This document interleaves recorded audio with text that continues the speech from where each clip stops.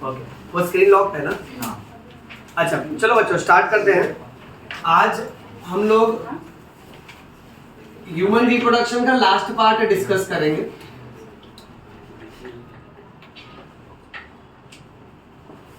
अब जैसा कि मैं अभी आपसे कह रहा था कि ह्यूमन रिप्रोडक्शन का चैप्टर यहाँ खत्म हो जाएगा, बट उसके बाद एनसीईआरटी में एक और चैप्टर है जिसे कहते हैं रिप्रोडक्टिव हेल्थ, जो इसी चैप्टर का कंटिन्यूएशन है।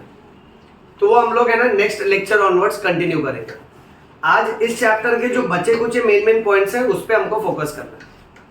नाउ टू बिगिन विद, आज बच्चों हम लोग सबसे पहले डिस्कस करेंगे एक स्पेशल पार्ट के बारे में, that is called as placenta. आप लोग को मालूम है ये क्या है? जब देखो ना बच्चू डेवलप हो रहा होता है अंदर, मान लेते हैं सपोज बच्चू का हाथ और पैर, तो यहाँ बेटा अम्बिलिकल कॉर्ड होता है और उसके साथ साथ एक डिस्क लाइक ऑर्गन होता है। So we can say this is a disc like organ. अच्छा, बट बात ऐसी है कि ये जो प्लेसेंटा है ना, ये आधे आधे टुकड़ों में बनता है बेटा। यहां देखना ध्यान से, इतना जो हिस्सा है ना ये मदर के बॉडी से बनता है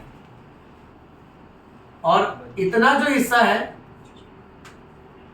ये फीटस के बॉडी के थ्रू बनता है। सब लोग ये समझ जाओ, देखो जब हम सब मदर के वूम्ब में थे तो हमारे पेट से अम्बिलिकल कॉर्ड कनेक्टेड था और लगभग ना एक मीडियम साइज के पिज्जा के साइज के बराबर, ओके, एक फ्लैश लाइक ऑर्गन था जिसे बोलते हैं प्लेसेंटा। अब ये जो प्लेसेंटा जो डिस्क है, आप ये सोचो ये जो पिज्जा है इसका आगे वाला जो सर्कल है ना वो बच्चे ने बनाया, फीटल सरफेस, और पीछे वाला जो सर्कल है वो मदर ने बनाया, उसको मैटरनल सरफेस बोलते हैं। तो यहाँ पे हमको अगर एग्जाम में ब्रीफ आंसर भी आता है या कोई एमसीक्यू भी आता है तो हमको पता होना चाहिए कि it is a disc like organ. इसके अल्टीमेटली दो सरफेस होते हैं, एक है मैटरनल सरफेस और दूसरा है फीटल सरफेस। अच्छा बच्चों, आप लोग गेस करो ना कि प्लेसेंटा का फंक्शन क्या क्या होगा। मैं आपको हिंट में खाली एक ही वर्ड देता हूं, एक्सचेंज। अब बताओ ये क्या क्या एक्सचेंज करता होगा? एक तो न्यूट्रिशन हो गया और गैस एक्सचेंज करता होगा बेटा। बंद हो गया क्या? देख नहीं रहा था। अच्छा, अभी दिख रहा बराबर? ओके, सो देखो प्लेसेंटा अल्टीमेटली क्या क्या कर रहा है। प्लेसेंटा कर रहा है एक तो न्यूट्रिशन, यानी कैसा होगा मालूम है, मदर के बॉडी में जो भी ग्लूकोज वगैरह है वो प्लेसेंटा के थ्रू, अम्बिलिकल कॉर्ड के थ्रू बच्चे को मिलता है। Eight the same time mother जो ऑक्सीजन ब्रीथ कर रही है वो ऑक्सीजन अल्टीमेटली बच्चे को मिलेगा। बच्चे का कार्बन डाइऑक्साइड अल्टीमेटली जाएगा मदर के बॉडी में, प्लस इसके साथ साथ में वेस्ट मटेरियल्स भी एक्सचेंज होगा। वन वर्ड में अगर बात करें तो ये कहीं ना कहीं बच्चे के नरिशमेंट का ध्यान रख रहा है, उसके साथ साथ बच्चे का रेस्पिरेशन का ध्यान रख रहा है और तो और बच्चे के एक्सक्रीशन का ध्यान रख रहा है। करेक्ट है बेटा? अच्छा, एक एक्स्ट्रा नॉलेज, ये सिलेबस में नहीं है, आप लोग अभी फाइंड आउट करो। प्लेसेंटा का अप्रोक्स वजन और उसका डायमीटर कितना होता है चेक करो। कुछ बच्चे चेक करें प्लेसेंटा का वेट कितना है और कुछ बच्चे उसका है ना साइज चेक करेंगे, यानी कितना डायमीटर, कितना थिकनेस दिया है।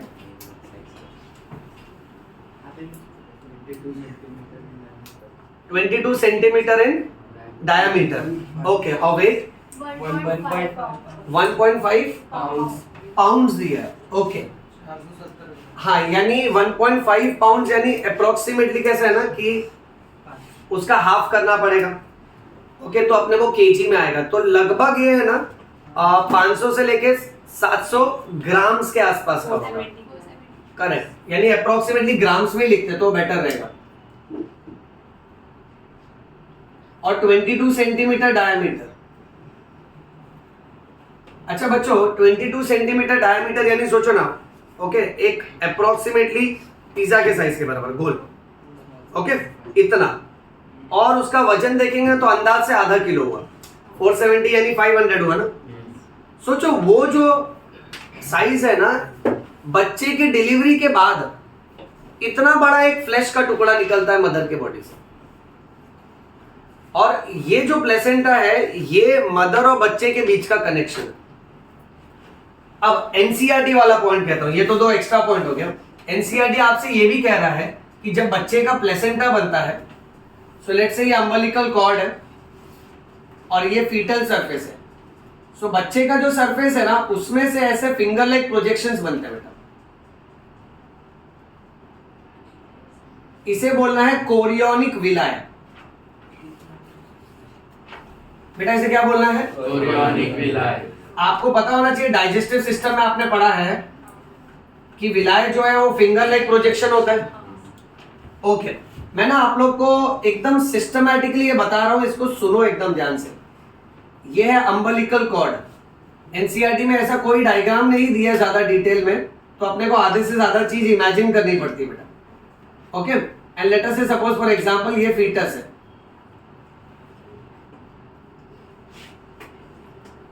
अच्छा एक बात याद रखना, छोटा सा फॉर्मेलिटी है, फीटस के स्पेलिंग में ओ भी लिख सकते हैं और डायरेक्ट ई भी लिख सकते हैं, ऐसे सब स्पेलिंग में होता है। जैसे ईस्ट्रोजन जो है ना, कोई कोई जगह पे आपको ऐसा स्पेलिंग मिलेगा बेटा, और कोई कोई बुक्स और टेक्स्ट बुक या डाइजेस्ट ऐसा लिखेंगे, दोनों भी चलता है बेटा। पता है ईसोफेगस में भी ऐसे ही होता है, तो ओ आप चाहो तो लिख सकते हो, नहीं चाहो तो नहीं भी लिख सकते हो। ओके, अच्छा नेक्स्ट, ये जो पूरा का पूरा प्लेसेंटा है ये फीटल प्लेसेंटा।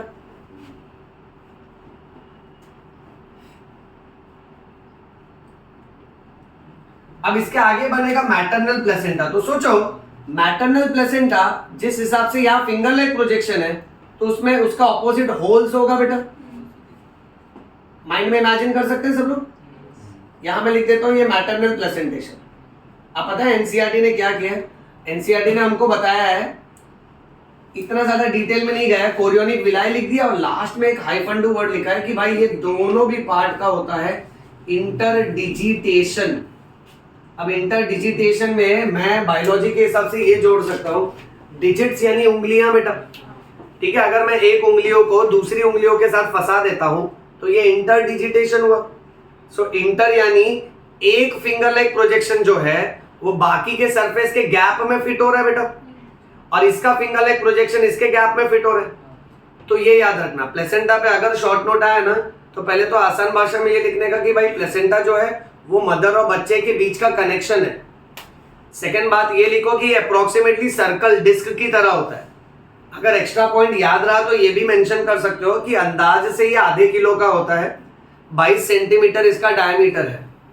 फिर लिखना कि जो पूरा डिस्क है ना ये दो सरफेस का बना है, यानी दो डिस्क का बना है। आधा हिस्सा बच्चे ने बनाया, आधा हिस्सा मदर ने बनाया। सो उसको फीटल प्लेसेंटा और मैटरनल प्लेसेंटा बोलते हैं। अब जो फीटल प्लेसेंटा है ना उसमें बहुत सारे फिंगर लाइक प्रोजेक्शंस है, उसे बोलते हैं कोरियोनिक विलाय। क्या बोलते हैं बच्चों?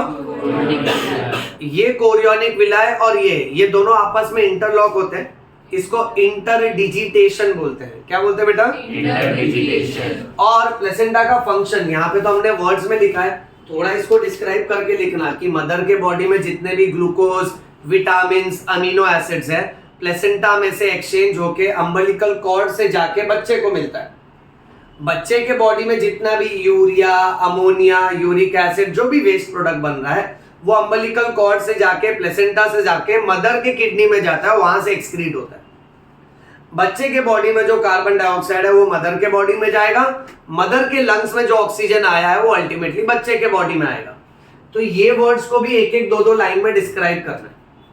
And last very important point, एक ना बहुत कमाल की बात होती है बच्चों,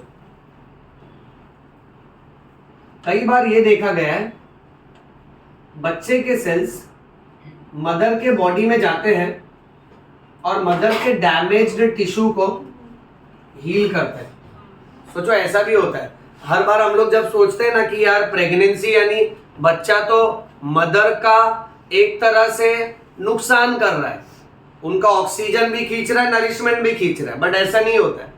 प्रेगनेंसी को कभी भी आप पैरासाइट नहीं बोल सकते। एक फीटस अपने मदर के लिए पैरासाइट नहीं है। देखो पैरासाइट क्या होता है, अगर मच्छर मेरे हाथ पे बैठा है वो भी तो खून चूस रहा है, एक तरह से बच्चा भी तो इतना सारा नरिशमेंट ले रहा है मदर से। बट क्या होता है मालूम है, यहाँ पे एक तरफ का म्यूचुअलिज्म वाला रिलेशनशिप जैसा बन रहा है। म्यूचुअलिज्म यानी दोनों का बेनिफिट हो रहा है। करेक्ट है बेटा? क्योंकि अक्सर लोगों को ये मालूम रहता है कि भाई बच्चे का फायदा हो रहा है, उसको ऑक्सीजन मिल रहा है, उसको ग्लूकोज मिल रहा है, उसका वेस्ट प्रोडक्ट जा रहा है। बट कितनी कमाल की बात है, बच्चे के कुछ सेल्स अम्बिलिकल कॉर्ड से जाएंगे प्लेसेंटा के थ्रू मदर के बॉडी में, और मदर के जो जो डैमेज्ड पार्ट है उसको हील करते हैं, रिपेयर करते हैं। क्योंकि जब बच्चा डेवलप हो रहा होता है तो बच्चे के शुरुआत के जो सेल्स होते हैं, ऐसे एम्ब्रियोनिक सेल्स को मेरा बेटा याद रखना स्टेम सेल्स बोला जाता है। हम लोग सब ने 10th स्टैंडर्ड बायोटेक्नोलॉजी चैप्टर में भी पढ़ा है कि स्टेम सेल्स जो है ये तरह तरह के सेल्स बना सकते हैं। अब सोचो जाइगोट, जस्ट इमेजिन करो बच्चों, जो हमारा ये पूरा शरीर है, एक जमाने में ये एक छोटा सेल था जो दिखता भी नहीं था। यानी अब हमको हमारे शरीर में जो जो पार्ट्स फील होते हैं, जो जो ऑर्गन्स के बारे में मालूम है, जब हम लोग जाइगोट के टर्म्स में इमेजिन करेंगे तो बहुत अमेजिंग लगता है कि वो जाइगोट, उसी के अंदर हमारे सारे बोन्स हैं, उसी के अंदर सारे मसल्स हैं, उसी के अंदर heart, lungs, liver, kidney, blood vessels, ये सारे पार्ट है, वो बनाने वाला है उनको। तो भले वो सेल एकदम छोटा है, बट पोटेंशियल में क्या तगड़ा रहेगा ना, कि उसमें एकदम ट्रेमेंडस पोटेंशियल है, कि उसके साइज और स्ट्रक्चर पे नहीं जाना चाहिए, उसके फंक्शन पे जाना चाहिए। राइट? ऐसे सेल्स को, जो एम्ब्रियोनिक स्टेम सेल्स होते हैं ना, इनके पास ये प्रॉपर्टी होती है, इस प्रॉपर्टी को बोलते हैं टोटीपोटेंसी। इसे क्या बोलते हैं बच्चों? बहुत बार आएगा ये बायोलॉजी में। टोटी यानी टोटल, पोटेंसी यानी पोटेंशियल। इनके पास टोटल पोटेंशियल है कि ये तरह तरह के ऑर्गन्स और बॉडी के तरह तरह के पार्ट्स बना सकते हैं। अब सोचो, जाइगोट डिवाइड हुआ, 4 सेल बनाया, 8 बनाया, 16 बनाया। ये 16 में से भी अगर 1-2 सेल मिल गया ना अपने को, और उसको मैंने लेबोरेटरी में अगर ग्रो कर दिया ना, तो उसमें से कैसे अलग अलग ऑर्गन्स, जैसे लीवर का लोब्स है, ओके, अलग अलग पार्ट्स है, स्किन है, ये डेवलप हो सकता है। क्योंकि वो जो पुराने सेल्स होते हैं वो टोटीपोटेंट होते हैं। अब तुम्हारे बॉडी से मैं कोई सेल निकालूं, मान लेते स्किन का सेल या हेयर या नेल, उसमें ये प्रॉपर्टी नहीं है कि वो सारे पार्ट्स बना सकता है, क्योंकि अब बॉडी के पार्ट्स ऑलरेडी डेवलप हो चुके हैं और ये ऑलरेडी कैसे अपने अपने फंक्शन के हिसाब से अलग अलग लाइन में जा चुके हैं। बट शुरुआत के जो सेल्स होते हैं एम्ब्रियोनिक स्टेज पे, वो तो अभी बनना बाकी है, वो आगे चल के अलग अलग सिस्टम्स और ऑर्गन्स बनाएंगे। इसलिए साइंटिस्ट लोग एक और चीज करते हैं जिसे बोलते हैं स्टेम सेल कल्चर। ये सिलेबस में नहीं है, बट मैं ये भी तुमको एक एक्स्ट्रा नॉलेज बता रहा हूं। बहुत सी बार क्या होता है ना, जब बच्चा पैदा होता है तो बच्चे का डॉक्टर जब अम्बिलिकल कॉर्ड कट करता है, तो अम्बिलिकल कॉर्ड से जो ब्लड निकलता है ना, उसको प्रिजर्व करता है डॉक्टर। इसको कॉर्ड ब्लड बोलते हैं, क्योंकि वो अम्बिलिकल कॉर्ड से निकला। सोचो, उस ब्लड के अंदर बच्चे के कुछ स्टेम सेल्स होते हैं। अगर डॉक्टर ने उसको प्रिजर्व किया और आगे चल के मान लेते हैं कि बच्चे का सपोज कोई एक्सीडेंट हो जाता है, उसका फेस का स्किन डिस्ट्रॉय हो जाता है और उसको स्किन की जरूरत है, या मान लेते हैं उसको कोई ऑर्गन फेलियर हो जाता है, लेट्स से लीवर फेलियर, तो उसके जो कॉर्ड ब्लड में से जो स्टेम सेल्स निकाले गए थे उसको रीग्रो किया जाता है। और जब उसको लेबोरेटरी में रीग्रो किया जाता है तब वो तरह तरह के टिश्यूज बनाता है, मस्कुलर टिश्यू बनाता है, नर्वस टिश्यू बनाता है, एपिथेलियल टिश्यू बनाता है, कनेक्टिव टिश्यू बनाता है। और जो टिश्यू या सेल्स या ऑर्गन्स की जरूरत है उसको रीग्रो किया जा सकता है। बट द पॉइंट इज कि ये सब के पीछे एक्सपेंडिचर लगता है। ओके और मान लेते हैं सपोज फॉर एग्जांपल अगर वो प्रिजर्व किया जा रहा है और हमारे लाइफ में अगर वो काम का नहीं आया, ओके ऐसा कोई एक्सीडेंट हुआ ही नहीं, हमको जरूरत ही नहीं पड़ी, तो प्रिजर्वेशन वेस्ट हो जाता है। इसलिए कॉर्ड ब्लड ना अभी इतना कॉमन नहीं है। जैसे हम लोग ब्लड प्रिजर्व करते हैं, ब्लड डोनेट करते हैं, वैसे कॉर्ड के ब्लड सेल्स को इतना ज्यादा प्रिजर्व नहीं किया जाता है। इन द सेंस ऐसा नहीं है कि रास्ता चलता है आपको कोई दुकान मिल जाएगी, वहां आपको हॉस्पिटल में बोलेगा हाँ यहाँ हम लोग प्रिजर्व करते हैं, यानी ये होता है तो बहुत रेयर होता है, कुछ कुछ सेंटर्स में ही होता है, बट आप लोग ये याद रखो कि ऐसा भी प्रोविजन है, क्योंकि ये सेल्स बहुत ज्यादा पावरफुल होते हैं। ये समझा बेटा? अच्छा, आगे बढ़ते हैं अभी अगले टॉपिक की तरफ, ध्यान से सुनना। ये जो प्लेसेंटा है, इस प्लेसेंटा से कौन से हार्मोन्स निकलते हैं, ये नीट के लिए बहुत इंपॉर्टेंट है। पहला तो एक हार्मोन है जिसपे मैंने बहुत राम कहानी सुनाई है तुमको पूरी, बीटा HCG, मालूम होना चाहिए बेटा।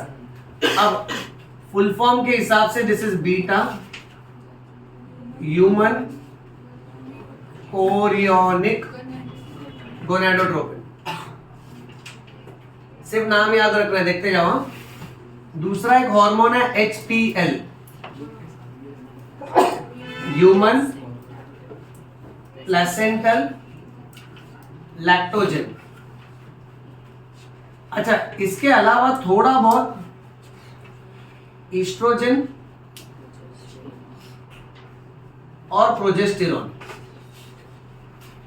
बट ना बच्चों, ये दो हार्मोन याद रख लो, एक है बीटा HCG और एक है HPL, that is beta human chorionic gonadotropin and human placental lactogen. Okay, अच्छा, ओवरी से एक हार्मोन रिलीज होता है जिसे कहते हैं रिलैक्सिन। इसके नाम पे फोकस करो सब लोग, रिलैक्सिन हार्मोन। ये क्या करता है मालूम है? अगर हम लोग कमर की हड्डी देखते हैं,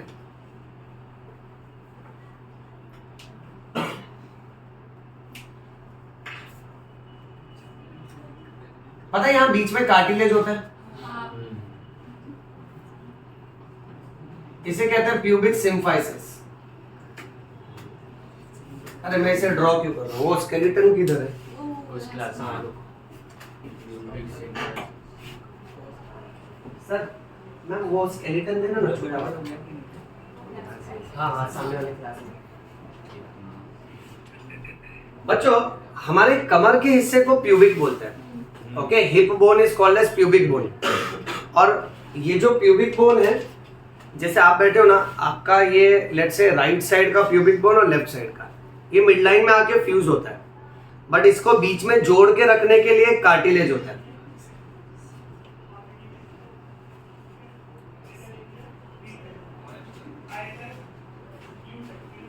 हाँ, अब ये सबसे बेस्ट तरीका रहेगा इसको समझने का।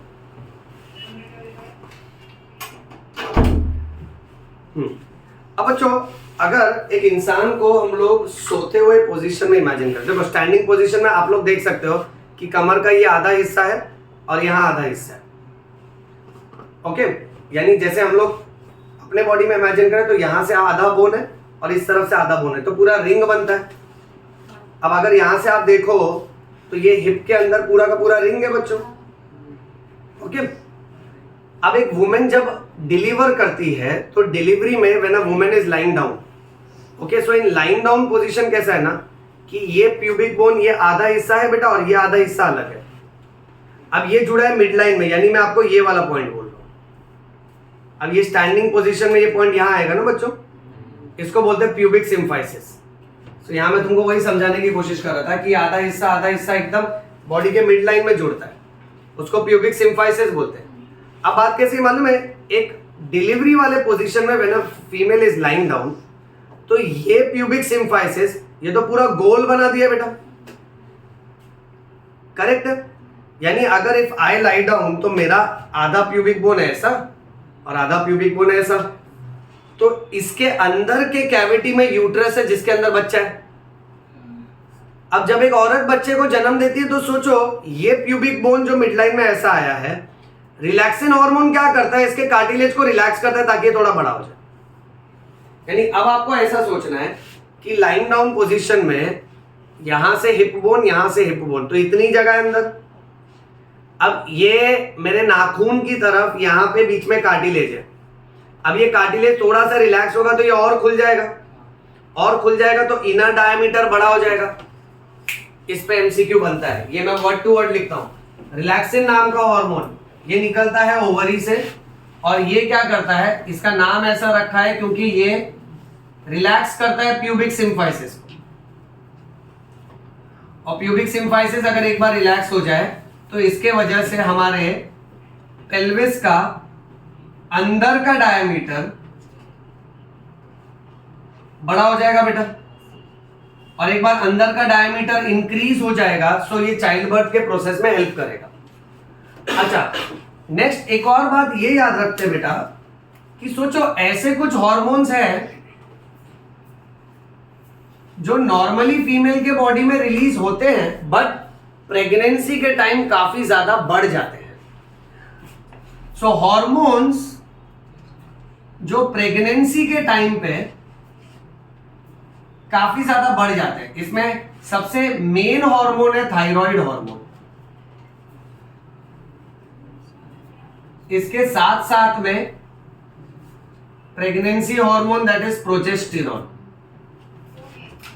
फिर एक और हार्मोन है जिसका नाम है कॉर्टिसोल। कॉर्टिसोल नाम का हार्मोन किडनी के ऊपर जो एड्रीनल ग्लैंड है, एड्रीनल ग्लैंड से निकलता है बेटा। सो थायराइड हार्मोन, प्रोजेस्टेरॉन, थोड़ा बहुत ईस्ट्रोजन एंड कॉर्टिसोल, ये हार्मोन्स प्रेगनेंसी के टाइम नॉर्मल से भी ज्यादा बढ़ जाते हैं बेटा। Next, then we are going to talk about labor pain which is also called as parturition. This is also called as the process of childbirth.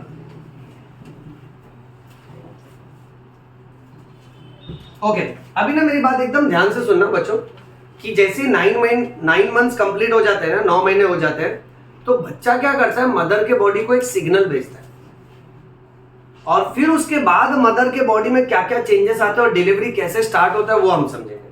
तो यहाँ पे मैं इसको फ्लो चार्ट की तरह लिखता हूं। पहले इसका टाइटल लिखता हूं, इसको कहते हैं फीटल इजेक्शन रिफ्लेक्स। अच्छा, मुझे एक बात बताओ, देखो हमारी यूरिनरी ब्लैडर में मान लेते हैं 5 ml, 10 ml, 15 ml यूरिन आया, थोड़ा सा ही यूरिन आया, तो हम लोग हर बार थोड़ा थोड़ा थोड़ी जाके पास करेंगे। हम लोग तो एक बार में 1 लीटर, आधा लीटर यूरिन पास करते हैं। ओके, मान लेते हैं आधा लीटर यूरिन जमा हुआ है, तो जैसे आधा लीटर यूरिन जमा होगा तो यूरिनरी ब्लैडर क्या होता है, स्ट्रेच होता है, और एक बार यूरिनरी ब्लैडर पूरा स्ट्रेच हो गया तो मैसेज भेजेगा नर्वस सिस्टम को, स्पाइनल कॉर्ड और ब्रेन तक मैसेज जाएगा बेटा। फिर वो परमिशन देता है, तब जाके लेग्स मूव करना चालू करते हैं, हम वॉशरूम जाते हैं, हम यूरिनेट करते हैं। इसको बोलते हैं यूरिनेशन रिफ्लेक्स। क्या बोलते हैं, Urination reflex. Which is also called as micturition reflex, also called as. Urination. अब वैसे टाइटल देखो क्या लगा है, फीटल इजेक्शन रिफ्लेक्स। सो इस रिफ्लेक्स को स्टार्ट करते हैं कि 9 मंथ्स में when the foetus is ready for birth, so ये जो फीटस है इट सेंड्स सिग्नल्स। अब ये सिग्नल जाएगा सीधा मदर के कौन से वाले ग्लैंड पे, पिट्यूटरी ग्लैंड में। एवरीबॉडी प्लीज लुक हियर, बहुत इंपॉर्टेंट पार्ट है। मदर के पिट्यूटरी ग्लैंड में जैसे ही मैसेज जाएगा तो मदर के पिट्यूटरी ग्लैंड से ऑक्सीटोसिन नाम का हार्मोन रिलीज होता है। इस हार्मोन का दूसरा नाम है पिटोसिन। इसे बर्थ हार्मोन भी बोलते हैं, इसे लव हार्मोन भी बोलते हैं। ये याद रखो, स्माइल मत करो बेटा, फोकस रखो। हंस दिया, बोला मजेदार सिखा रहे हैं सर। हाँ, डिस्ट्रैक्ट मत हो बेटा, लाइफ में फोकस रखो। अच्छा, अब बात ऐसी है, इसको लव हार्मोन भी बोलते हैं क्योंकि जब इंसान प्यार में पड़ जाता है और जब इंसान खुश रहता है, ओके, तब ये हार्मोन रिलीज होता है। बट पॉइंट इधर उधर मत देख, मैं बहुत मारेगा। हाँ, सीधा एक दूसरे को देखना चालू, देख सर तेरे बारे में ही सिखा रहे हैं। ओके, ध्यान से सुनो बेटा। सो पॉइंट ऐसा है कि इसको लव हार्मोन बोला गया है। अच्छा, इसको बर्थ हार्मोन बोला है बिकॉज चाइल्ड बर्थ के टाइम ये हार्मोन ज्यादा रिलीज होता है। इसका फैंसी नाम पिटोसिन भी है। ऑक्सीटोसिन और पिटोसिन दोनों याद रखना बेटा। अब बात क्या मालूम है, जैसी मदर के बॉडी से पिटोसिन ऑक्सीटोसिन नाम का हार्मोन रिलीज होगा, अब ये हार्मोन क्या करेगा, अल्टीमेटली जाके मदर के यूटरस पे काम करेगा और यूटरस के मिडल लेयर पे काम करेगा जिसका नाम है मायोमेट्रियम। तुम जानते हो यूटरस के 3 लेयर, बाहर पेरीमेट्रियम, बीच में मायोमेट्रियम, अंदर एंडोमेट्रियम। अब मायोमेट्रियम पे जैसे ये हार्मोन पहुंचा तो उसके वजह से मायोमेट्रियम क्या करेगा, जोरदार कॉन्ट्रैक्शन मारना चालू कर देगा। अब जैसे ही जोरदार कॉन्ट्रैक्शन आना चालू हुआ तो मदर को पेन महसूस होगा, उस पेन को क्या बोलेंगे। अब सुनो, अब हो ऐसा रहा है कि ये कॉन्ट्रैक्शन कॉन्ट्रैक्शन कॉन्ट्रैक्शन चालू हो गया। जैसे ही कॉन्ट्रैक्शन चालू होता है ना, तो ये मसल्स मदर के पिट्यूटरी को और स्ट्रॉन्ग मैसेज भेजते हैं। मायोमेट्रियम अभी पिट्यूटरी को और ज्यादा मैसेज भेजेगा कि सर आपने जो ऑक्सीटोसिन नाम का हार्मोन भेजा था वो मुझे मिल गया। सोचो, कॉन्ट्रैक्शन की वजह से और मैसेज भेजा जाता है कि वो मुझे मिल गया, कॉन्ट्रैक्शन हुआ, आप अभी और ज्यादा भेजो ताकि कॉन्ट्रैक्शन और आए। इस फीडबैक को बोलते हैं पॉजिटिव फीडबैक मैकेनिज्म। जब हॉर्मोन्स का चैप्टर कराऊंगा तब हम लोग डिटेल में डिस्कस करेंगे। एक होता है नेगेटिव फीडबैक मैकेनिज्म और एक होता है पॉजिटिव फीडबैक मैकेनिज्म। जैसे लेट अस से सपोज फॉर एग्जांपल पिट्यूटरी से ग्रोथ हार्मोन रिलीज हुआ, वो ग्रोथ हार्मोन हर हड्डी और मसल्स के सेल्स में गया, बोला भाई तुमको 1-1 सेंटीमीटर ग्रो होना है।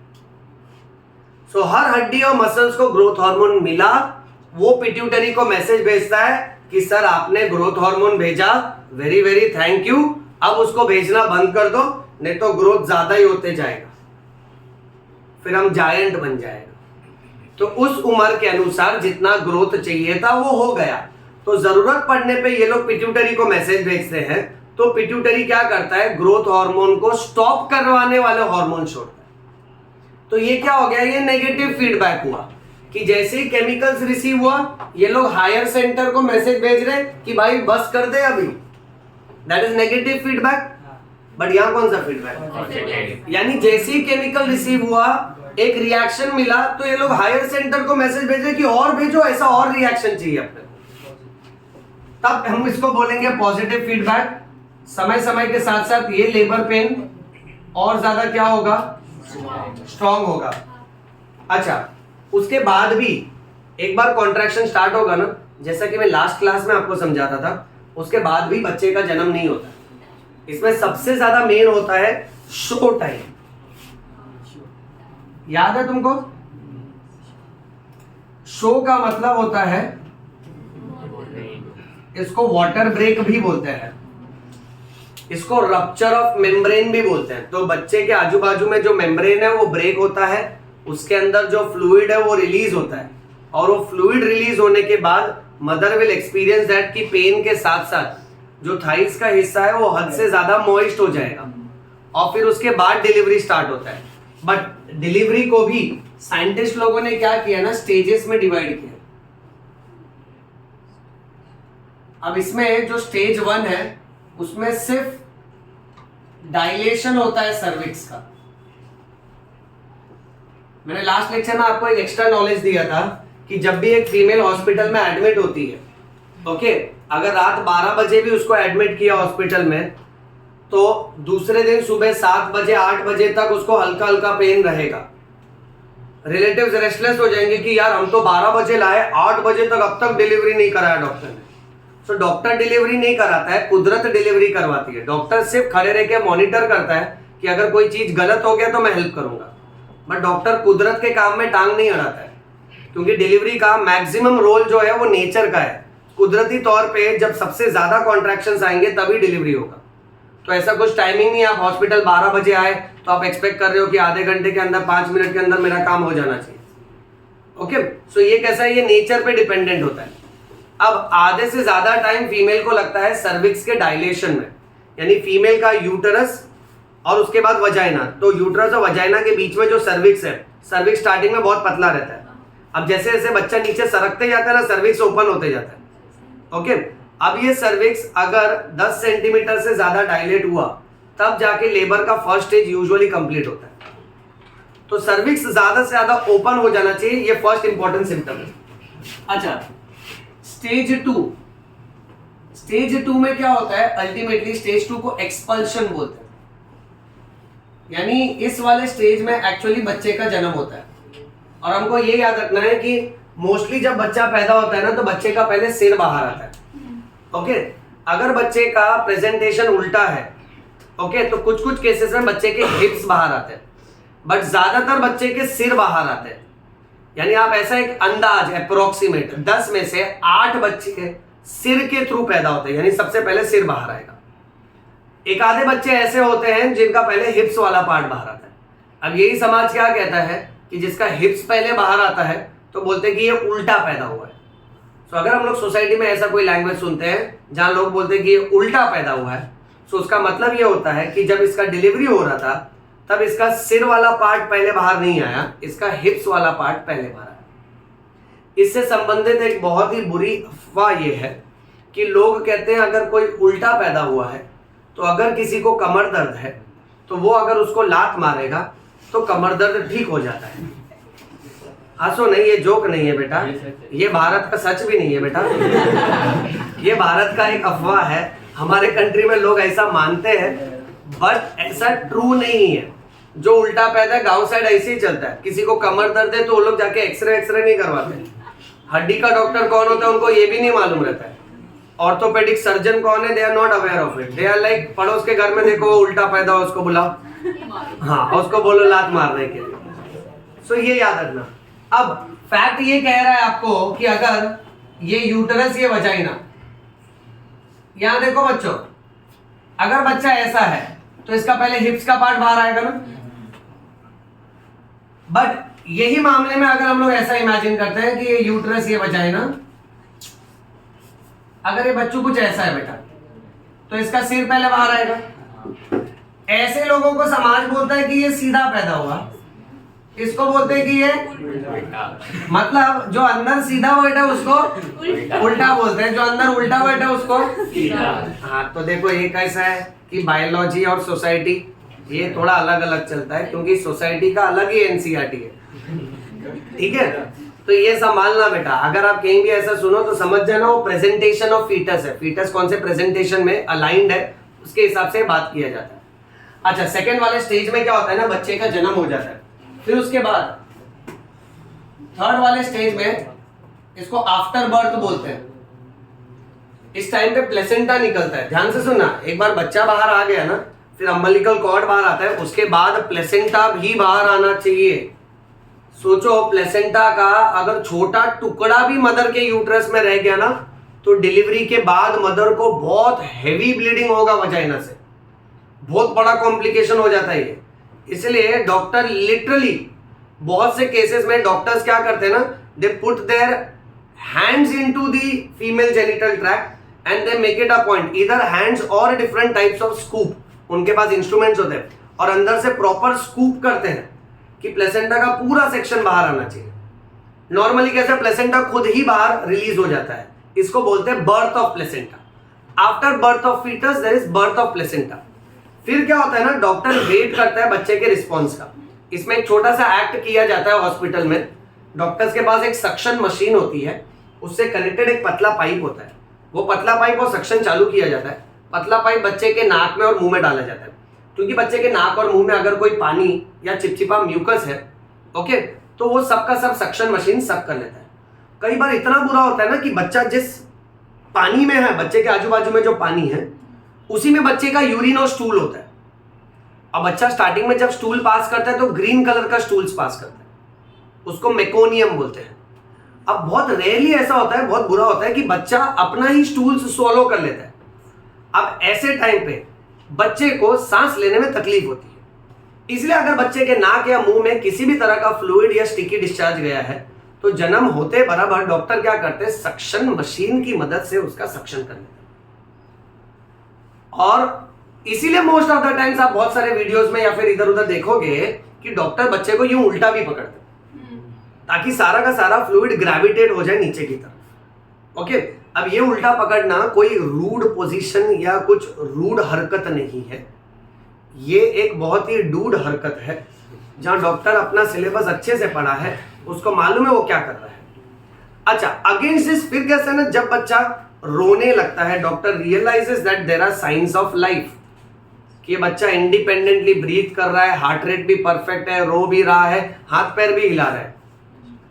सोचो अगर बच्चा सपोज फॉर एग्जांपल हाथ पैर हिला रहा है और उसमें मान लेते हैं सपोज बच्चे का अगर हाथ हिल रहा है पैर नहीं हिल रहा है, तो ऐसा भी होता है कि जन्म से कुछ पैरालिसिस के केसेस, कई बार ऐसा भी होता है कि डिलीवरी में अगर इफ इन केस कोई रॉन्ग इंसान डिलीवरी कर रहा है जिसको ट्रेनिंग नहीं है, गांव साइड में अक्सर ऐसा होता है। गांव साइड में अल्टीमेटली मान लो कि घर ही में लोग डिलीवरी करवा लेते, which is free home delivery, right. अब घर में जब डिलीवरी हो रही है तो वहां कोई बूढ़ी आंटी आती है जिसको लोग दाई माँ या आई या दाई ऐसे अलग अलग नाम देते हैं। अब वो अगर हेल्प करती है, मान लेते हैं अगर उसने बच्चे को पुल किया और बच्चे का ब्रीच प्रेजेंटेशन है, इसको ब्रीच प्रेजेंटेशन बोलते हैं। ब्रीच प्रेजेंटेशन यानी बच्चे का हिप्स नीचे है और खींचने के टाइम पे अगर बच्चे का कोई पार्ट या अगर उसका कोई नस उसमें कोई डैमेज हुआ तो पैरालिसिस होगा। कई बार बच्चा है ना बहुत ही रॉन्ग पोजीशन पे होता है, साइड प्रेजेंटेशन भी होता है, ऐसा सोया रहता है एकदम हॉरिजॉन्टल। ओके, अब कई बार ऐसा रहता है ओब्लिक भी रहता है, तो कई बार उसका शोल्डर बाहर आता है और अगर खींचा उसका शोल्डर जबरदस्ती ओके डिलीवरी के टाइम पे और यहां की कोई नस का पैरालिसिस हुआ तो ये पूरा हाथ जाएगा उसका। तो ऐसे बहुत सारे केसेस होते हैं जहां पे गलत तरीके का डिलीवरी प्लस ये सोचना कि हाँ डॉक्टर्स ये इंस्ट्रूमेंट यूज करते हैं, मैं भी ये इंस्ट्रूमेंट यूज करके डिलीवरी करवा सकती हूँ, ये सब रॉन्ग होता है। इनफैक्ट डॉक्टर्स में भी कैसे डिलीवरी सिर्फ गायनेकोलॉजिस्ट डॉक्टर ही कर सकता है, ओके, जिसको उस बात की ट्रेनिंग दी गई है, तभी तो उसको एक्सपर्ट बोलते हैं। यानी डॉक्टर्स में कैसे स्पेशलाइजेशन इसलिए बनाया गया है ताकि हर डॉक्टर स्पेसिफिकली हायर केसेस को सिर्फ एक्सपर्ट्स के थ्रू ही हैंडल होने दे। अब इस थर्ड स्टेज को बोलते हैं after birth, that is placental delivery. अब बच्चा जब रिस्पॉन्ड किया, सब कुछ सही है, तो डॉक्टर क्या करता है, अम्बिलिकल कॉर्ड पे 2 क्लिप लगाता है, इसको क्लैंप बोलते हैं। क्लैंप करने के बाद उसको बीच से कट करता है। ये पूरे के पूरे डिलीवरी रूम का सबसे हंसी मोमेंट होता है, सबसे खुशनुमा माहौल होता है कि बच्चा नॉर्मल हेल्दी एकदम एक्टिव हाथ पैर हिला रहा है, बहुत रो रहा है, जितना रोएगा डॉक्टर उतना खुश, यानी बच्चा उतना ज्यादा एक्टिव है। जो शांत बच्चा रहता है ना डॉक्टर्स को पसंद नहीं आता है, शांत है मतलब गड़बड़ है, थोड़ी देर में एकदम शांत हो जाएगा। Okay, so doctors are like हाँ रो रहा है ना, रोने दे, कोई टेंशन नहीं, हाथ पैर हिला रहा है ना, एक्टिव है ना, बहुत अच्छी बात है। फिर उसको पोंछ के सक्शन करके उसका वेट चेक करके ओके, फिर बाद में बच्चे के थंब का फुट का एक इंक पैड पे उसके फुट का इम्प्रिंट लिया जाता है और केस पेपर पे लगाया जाता है और फिर बच्चे के पैर में एक छोटा सा लेबल लगाया जाता है, मदर का नाम और बेड नंबर। क्योंकि हॉस्पिटल्स में देखो किस्सों से हमने सीखा है कि बहुत लोग होते हैं बोलते हैं यार मेरी लड़की पैदा हो गई, एक पड़ोस वाले का लड़का पैदा हो गया, इसको रात में सोने दे, इसके लड़के को लड़की बनाता हूँ, मेरे लड़की को लड़का बनाता हूँ। यानी क्या समझ रहे हो? हाँ, लोग बच्चा एक्सचेंज कर लेते थे, तो हॉस्पिटल में इसको लेके बहुत टेंशन होता है। इसीलिए पहले ही क्या कर लिया जाता है, बच्चे का है ना फुटप्रिंट ओके उस मदर के केस पेपर पे ले लिया जाता है। अच्छा, अब इसमें एक और जरूरी बात ये, जब डॉक्टर अम्बिलिकल कॉर्ड काटता है ना, ये तो बहुत सुपर मोमेंट रहता है। अम्बिलिकल कॉर्ड एकदम व्हाइटिश कलर का टेलीफोन वायर जैसा कॉइल्ड रहता है और स्टार्टिंग में उसको कट करेंगे ना डर बहुत लगता है, बिकॉज आपको ऐसा लगता है यार ये तो एक लिविंग टिश्यू है, इसको मैं कैसा कट करूं। फर्स्ट ईयर में सोचो ऐसा ही डर डेड बॉडी के लिए लगता है, तब आपको लगता है यार ये भी तो एक इंसान ही है, इसको मैं कैसा कट करूं। तो आपके टीचर जब एक बार जोर का डांट देगा ना आपको, फिर आप फटाफट काटने लगो। ठीक है, तो स्टार्टिंग में कैसा रहता है कि वो एक डर रहता है, बट टीचर का डर उससे बड़ा रहता है। सो डर डिस्ट्रॉयज अ डर बेटा, लॉ ऑफ सिमिलर। ओके, हाँ, तो अब क्या हो जाता है ना कि आप काटने लगते तो आपको आदत हो जाती है, then you become very casual and cool कि हाँ डेड बॉडी कट कर सकते। फिर जब सर्जरी में ऐसे सब पार्ट में लाइव बॉडी है, बच्चा भी लिविंग, मदर भी living, both are breathing, both are active, और उनके बीच का कनेक्शन आपको कट करना है तो आपको टेंशन आता है। फिर सेम प्रिंसिपल, टीचर इतना जोर का चिल्ला देता है ना, ओके, और वो आपको कह देता है कि भाई ऐसा है तो तुम एक काम करो, तुम कंपाउंडर बनो, तुम कल से आना नहीं, ओके, तो क्या फिर आप कट करते हो। लेकिन जब आप कट करते हो ना तो वो फीलिंग बहुत सुपर है। मतलब कैसा है, मान लो कोई दुकान का इनॉग्रेशन है, रिबिन बांध के रखा है, तो कट करने पे अपने को कैसा फीलिंग आता है, अपन चीफ गेस्ट है, सब ताली बजाते हैं, वैसा उससे बढ़कर फीलिंग इधर आता है कि नया मॉडल मार्केट में रिलीज हो चुका है और इसका ओपनिंग हम लोग कर रहे हैं। So anyway, jokes apart, but this is extremely amazing. अब क्या होता है, मतलब डॉक्टर ना, ये अम्बिलिकल कॉर्ड भी 100 सेंटीमीटर लंबा होता है। कई बार तो ऐसा मुसीबत हो जाता है, अम्बिलिकल कॉर्ड बच्चे के गले में ही लपेट जाता है कोई। नेकलेस नहीं है बेटा, चुप रहे, फांसी है इधर। हाँ, अब पॉइंट ऐसा है, बोल रहे नेकलेस है। अब पॉइंट ऐसा है बच्चों कि अगर ऐसे ही प्रेगनेंसी को कंटिन्यू किया, अगर ये गले के बाजू में फंसा है, इसमें डॉक्टर नॉर्मल डिलीवरी नहीं करवाता, इसमें सिजेरियन डिलीवरी करवाता, क्योंकि यहाँ से कट करके डॉक्टर्स आराम से मैनिपुलेट करके वो अम्बिलिकल कॉर्ड को हटा के बच्चे को आराम से रिलीज कर सकते। मान लो अगर डॉक्टर नॉर्मल डिलीवरी में वजाइना के थ्रू उसको खींच रहा है और ये अम्बिलिकल कॉर्ड इधर कसते जा रहा है, तो प्रॉब्लम हो सकता है। अच्छा, अम्बिलिकल कॉर्ड 100 सेंटीमीटर लंबा, डॉक्टर बीच से पहले क्लैंप कर देता है। एक क्लिप क्यों लगाते हैं, डायरेक्ट क्यों नहीं कट करते? दोनों तरफ से ब्लड आ रहा है ना, तो अगर पाइप का कोई भी रिपेयर करना है तो पहले पाइप के पानी के सप्लाई को ब्लॉक करना पड़ता है, करेक्ट? तो पहले इसको ब्लॉक किया जा रहा है, अच्छा, फिर बीच से कट किया जाएगा। यानी मान लेते हैं ऐसा अम्बिलिकल कॉर्ड है, इधर प्लेसेंटा है, तो पहले क्लैंप करके कट किया, फिर डॉक्टर क्या करता है, मतलब पेट के नजदीक ना एक थ्रेड है, ओके, एक धागा है ना, टाइट बांध देता है और फिर पेट के नजदीक से भी कट करता है। और फिर जब बच्चे को घर भेजा जाता है, जब पेशेंट का डिस्चार्ज हो जाता है, मदर जब अपने बच्चे को घर ले जाती है, तो बच्चे के पेट से ना इतना सा अम्बिलिकल कॉर्ड लटक रहा होता है। ये हमेशा आप देखोगे, डिलीवरी के बाद बच्चे के पेट से इतना छोटा सा हिस्सा लटक रहा होता है। अब वो उसका remaining part of umbilical cord है। ये भी याद रखना कि ये टुकड़ा अपने आप 7 दिन तक झड़ जाएगा, ओके, जन्म के 7 दिन तक। कैसा होता है ना कि 2 दिन 3 दिन में पहले ये एकदम ब्राइट रेड कलर का होता है, फिर डार्क रेड कलर का हो जाता है, धीरे धीरे ग्रीनिश, ब्राउनिश, ब्लैकिश कलर का होता है, और फिर अपने आप झड़ जाता है। और फिर वो एक बार झड़ गया ना, फिर प्रॉपर हमारा यहाँ पे अंदर की तरफ एक कैविटी क्रिएट होता है जिसको हम लोग अम्बिलिकस बोलते हैं, ओके। ये इस बात को दर्शाता है कि अब हमारा इंडिपेंडेंट एग्जिस्टेंस है, but at the same time वो ओरिजिन हमको ये दर्शाता है कि एक टाइम था हम लोग मदर पे कंप्लीटली डिपेंडेंट थे। ये समझे बच्चों? ओके, अब इसमें नेक्स्ट बात ये है कि इसके तुरंत बाद ना मदर को लैक्टेशन स्टार्ट होगा। अब यहां मैंने तुमको बताया है कि एक हार्मोन होता है प्रोलैक्टिन, जो ब्रेस्ट के अंदर मिल्क बनाने का काम करता है, और यही वाला सेम हार्मोन ऑक्सीटोसिन। देखो ऑक्सीटोसिन कितना काम कर रहा है बेटा। ऑक्सीटोसिन बच्चे का जन्म भी करवा के दे रहा है, ऑक्सीटोसिन मिल्क इजेक्शन भी करवा के दे रहा है, ऑक्सीटोसिन लव भी करवा के दे रहा है। Love hormone, birth hormone, Pitocin, oxytocin, labour hormone, सब नाम है उसके बेटा, ओके। अब मिल्क बनाने का काम प्रोलैक्टिन का, बट मिल्क को निकलवाने का काम ऑक्सीटोसिन का। अब इससे रिलेटेड तो एक बहुत बहुत बहुत ही ज्यादा इंपॉर्टेंट पॉइंट है, क्लास में चिल्ला चिल्ला के तुमको सिखाया है। स्टार्टिंग में पीले कलर का मिल्क निकलता है, इसको कोलोस्ट्रम बोलते हैं, कोलोस्ट्रम। फिर भी बच्चा एग्जाम में क्या मर्डर करता है ना भाइयों का। कोलेस्ट्रॉल फैट्स होता है जो घी में होता है, तेल में होता है, वो अलग है, ये अलग है, आसमान और पाताल में फर्क होता है। तो याद रखो ये कोलोस्ट्रम है। कोलोस्ट्रम के अंदर IgA होता है। ये किस काम का है IgA? एंटीबॉडी है। तो क्या करेगा ये?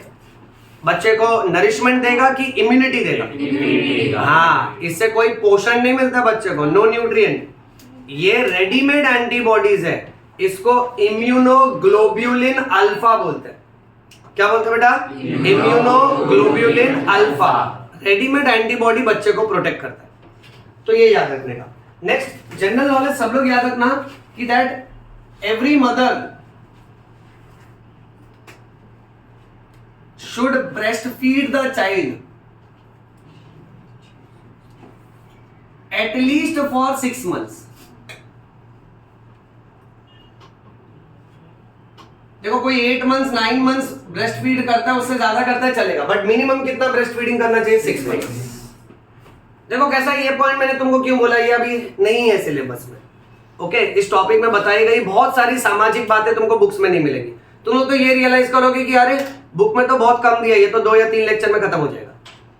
बट हम लोग over a period of time जो भी कुछ डिस्कस कर रहे हैं ना, ये सारी बातें कैसा है कि मार्क्स बाद में, नॉलेज फर्स्ट। ओके, आपका नॉलेज एकदम क्लियर रहना चाहिए। इस मामले में बहुत जरूरी है। देखो आजकल का जमाना ऐसा है कि मॉडर्नाइजेशन की वजह से ना फीमेल बच्चे को ब्रेस्ट फीड नहीं करती। मॉडर्नाइजेशन की वजह से मदरहुड का और पेरेंटिंग का पूरा स्टाइल चेंज हो गया। हमारे क्लिनिक में ना, आई स्टिल रिमेम्बर, जब हम लोग कांदिवली एरिया में कुछ हॉस्पिटल्स में पोस्टेड थे, तो वहां पे in one of the hospital एक मदर जिसका डिलीवरी बहुत डिफिकल्ट था, हम लोग उसको 9 months से ट्रैक कर रहे थे। प्रेगनेंसी के टाइम उसको डेंगू हुआ, टाइफॉइड हुआ, एडमिट करना पड़ा। ओके, और प्लस क्या है कि बच्चे के डेवलपमेंटल में थोड़े आए difficulties, but finally normal delivery हुआ, सब कुछ सही हो गया। अब ये कुछ महीनों बाद ऐसे ही मिलने आई हम डॉक्टर से। तो जैसी इसने एंट्री ली ना, तो मैंने और मेरे जो सीनियर थे, हम लोग ने मिलकर उसको बहुत डांटा। अब ये आई मस्त में, जब एडमिट थी एट दैट टाइम, पेशेंट का जो पूरा अपीयरेंस होता है it is very horrible, almost मरने के कगार पे। ओके, बाल एकदम बिखरे बिखरे, 2-3 दिन से कुछ खाया नहीं, थोड़ा उसको फास्टिंग रखा, फिर ग्लूकोज की बॉटल्स पे रखा था, कुछ विटामिन पे रखा था, बाद में एकदम मस्त में अच्छे से ड्रेस होके आई। बट अमेजिंग पॉइंट ये था, ऐसा एक बैग लटकाई थी, उसमें अंदर बच्चा था। अब ये आई तो मैंने बोला सर कंगारू आ गया। अब हमारी क्लोज पेशेंट थी, तो हम लोग क्या मस्ती मजाक करते थे कि because she was known to us. तो फिर वो सर भी हंसने लगे, बोले हाँ इधर आ कंगारू भाई तू।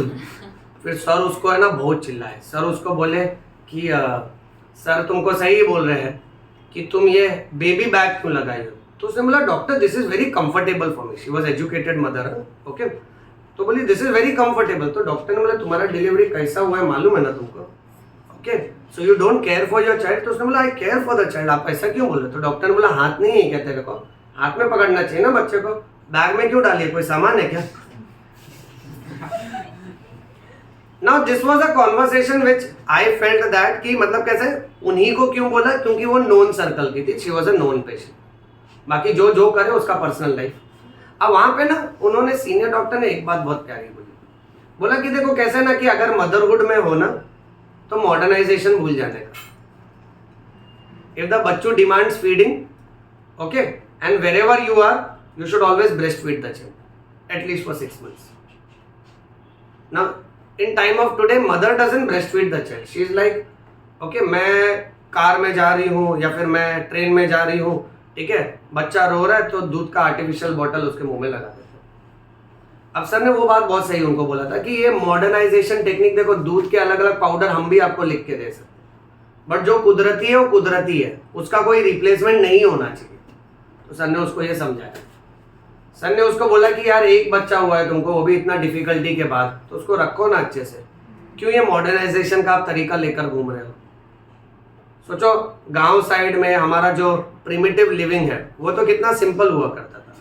तुमसे एक बच्चा नहीं उठाया जा रहा, आप गांव जाओ, एक इधर रखा है, एक इधर रखा है, एक इधर रखा है, दो इधर बैठे। Right, so the point is, अब एक और बात बहुत प्यारी सी उन्होंने बोला, सर ने बोला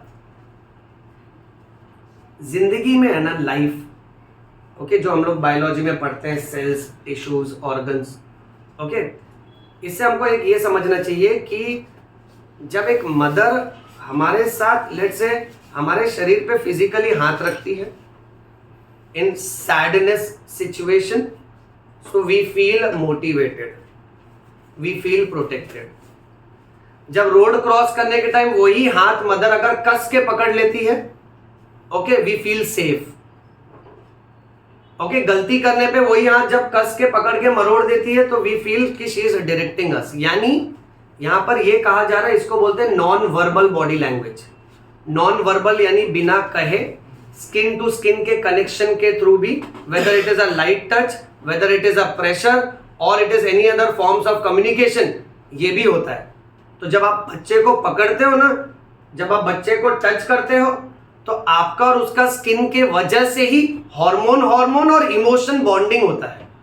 यहां बच्चे को पकड़ ही नहीं रहे हो आप, बच्चे को अगर एक मटेरियलिस्टिक कॉन्सेप्ट के हिसाब से एक सामान समझ रहे हो तो प्रोबेबली यही बच्चा कल को बड़ा होकर आपको भी सामान समझ के घर से बाहर निकाल देगा। और फिर सर ने एक पर्सनल बात उसको बताई, बोला ये कोई मेडिकल बुक में नहीं लिखा है, मैं अपना व्यू पॉइंट आपको बता रहा हूं, आपको मानना है तो मानो, नहीं मानना है तो मत मानो। फिर सर ने एक बात उनसे बहुत सही कहा, बोला कि आप देख लो जितने परिवारों में लोग जितना ज्यादा मॉडर्न सोशो इकोनॉमिक स्टेटस के अनुसार रहते हैं उन परिवारों में और ज्यादा घर टूटते हैं, और जो लोग थोड़ा लोअर सोशो इकोनॉमिक स्टेटस के हिसाब से रहते हैं, थोड़े सादगी के साथ रहते हैं, भले बड़ा परिवार हो, जगह कम हो, बट वो लोग एडजस्ट करके आपस में अच्छे से रहते हैं। तो ये सब कैसा है, ये बायोलॉजी कैसा है, लाइफ एंड लिविंग की बात है। बच्चे का जन्म होना, रहना, सेल्स, टिश्यूज, ऑक्सीजन, डेथ, ये सब कैसा हमारी जिंदगी से जुड़ा है।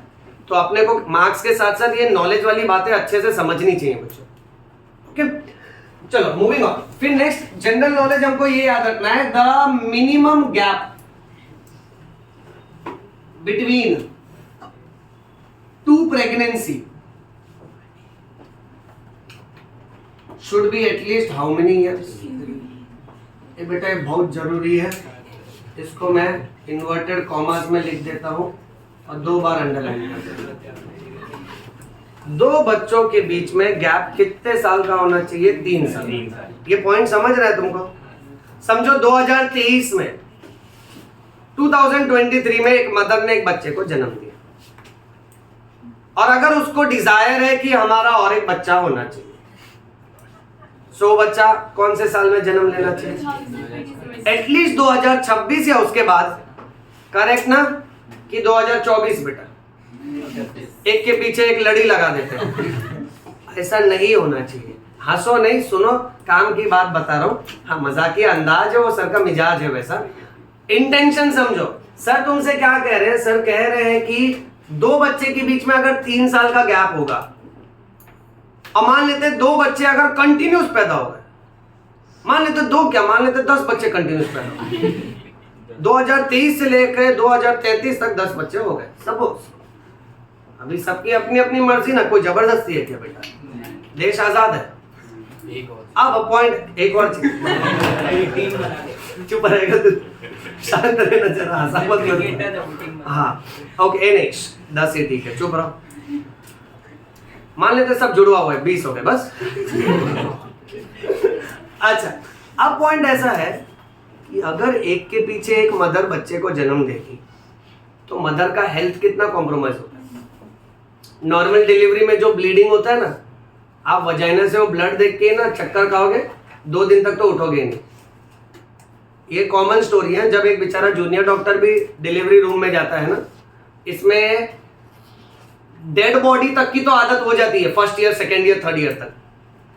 फिर जब ये डिलीवरी, सर्जरी, ये सब चालू होता है ना, जब आप लाइव बॉडी देख रहे हो, आप देख रहे हो कि ये हिल रहा है, सर ने इसका पैर सुन कर दिया है और इसका पैर कट कर रहे, ब्लड भी निकल रहा है, इसको पता नहीं चल रहा बट मेरे को दुख रहा है।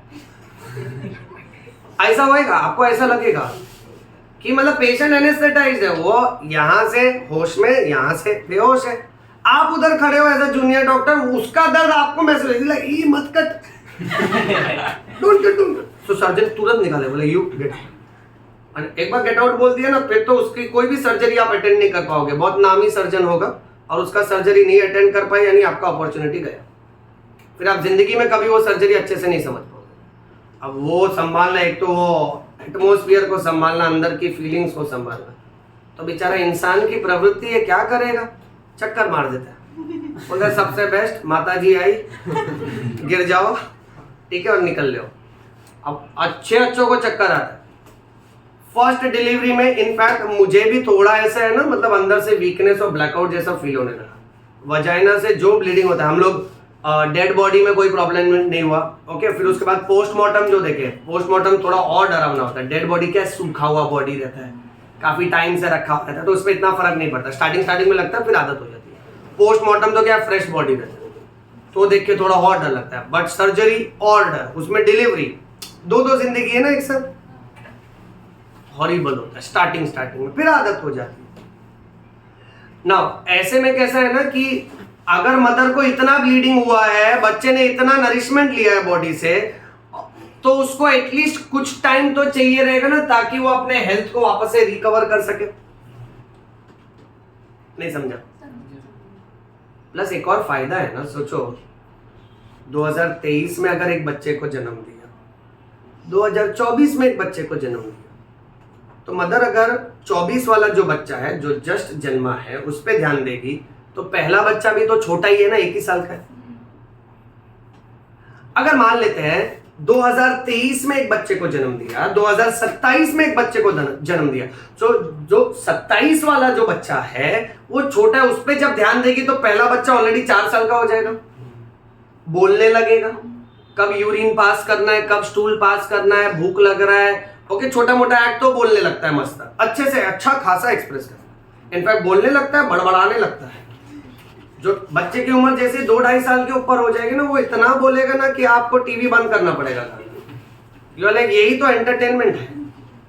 वो आपसे दुनिया भर के सवाल पूछे, मम्मी वो क्या है, पापा वो, अभी आप बस में बैठे हो, खिड़की के सीट पे बैठे हो, विंडो सीट पे, बाहर एक गाय देती है, वो उठा लेगा आपको, मम्मी वो क्या। अब मम्मी कंटा जाए, बेचारी पूरा दिन काम कर रही है, थोड़ा रेस्ट करती है, ये बच्चा सोने नहीं देता, डैडी को नहीं पूछता, डैडी उसको सुला देता है, डैडी सो रहा है, वो उठा, पापा वो क्या है, पापा बोले भाग सो जा। सवाल पूछने पे डांट मिलती है। ऐसा ही बच्चा फिर क्लासरूम में बड़ा होके कभी डाउट नहीं पूछता है। पेरेंट्स क्या करते हैं, उसके इनोवेशन को सप्रेस कर देता है, ऐसा नहीं होना चाहिए, वेरी रॉन्ग। इंडियन पेरेंटिंग ऐसे होता है, बेचारी मदर भी कंटाल जाती है, ठीक है, वो क्या आजकल तो नया ट्रेंड है, बच्चों को मोबाइल दे देते हैं, तो ये मोबाइल रील्स देखता रहे, बच्चा स्क्रॉल करना सीख जाता है, ये नींद में भी उंगली चला रहा है ऐसा। Okay, one of the case, एक बच्चों ऐसा कर रहा है, रिलेटिव को लग रहा है, मेरे को बोल रहा है बाहर जाकर, तो रिलेटिव शक में आ गया, बोलता आप लोग ऐसी बात करते होंगे कि कोई भी मेहमान आएगा उसको बाहर जाओ। मैं बोला अबे ये स्क्रॉल करना सीख है, वो कर रहे हैं। सो बच्चे आजकल बहुत चीजें सीख जाते हैं। अब बच्चा क्या बाहर, मान लेते हैं लिविंग रूम में टीवी देख रहा है, मोबाइल देख रहा है, उसको कुछ नया दिखा, आके मम्मी को किचन से खींच के, अब मम्मी बेचारी रोटी बने, मम्मी उसको मार देती कभी, भाग इधर से जा। तो बच्चा को कैसा है ना कि उसको उसका नर्वस सिस्टम ज्यादा डेवलप होता है। नेक्स्ट चैप्टर कैसा है ना, जब नर्वस सिस्टम, रिप्रोडक्शन और हार्मोन्स कनेक्ट करूंगा तब तुमको और डिटेल में बताऊंगा। अब होता ऐसा है कि पेरेंट्स को हमेशा उसके डाउट सुनने चाहिए और उसका आंसर करना चाहिए। और ऊपर से अगर वो पेरेंट साइंस बैकग्राउंड का है तो उसके पास आंसर करने के लिए बहुत कुछ है। अगर बच्चा आपको उठा दे और बाहर एक गाय खड़ी आपसे पूछा हो क्या है, तो बोलो this is the biological name, binomial nomenclature is Bos indicus. Okay, it gives milk which is carbohydrates, that is lactose. Lactose is a disaccharide. Disaccharide splits into glucose and galactose. अब बच्चा खुद ही सो जाएगा, बोलेगा मेरा डैड बहुत गाली देता है। The point, moral of the story, देखो बच्चे बहुत बात करते हैं। बच्चे बात करें ना तो आप शुरुआत के 5 साल की उम्र तक आप उनसे डबल बात करें। आप थक जाते हो, देखो पेरेंट्स थक जाते हैं, माना ठीक है, बट 5 साल की उम्र तक ना वो बड़बड़ा, आप डबल बड़बड़ा। ओके, उसको ना 1-2 फिजिक्स का डेरिवेटिव्स और क्या सम्स फॉर्मूला दे दिया करो, भाई तू यही रटा कर करके, बचपन से ही नीट की तैयारी।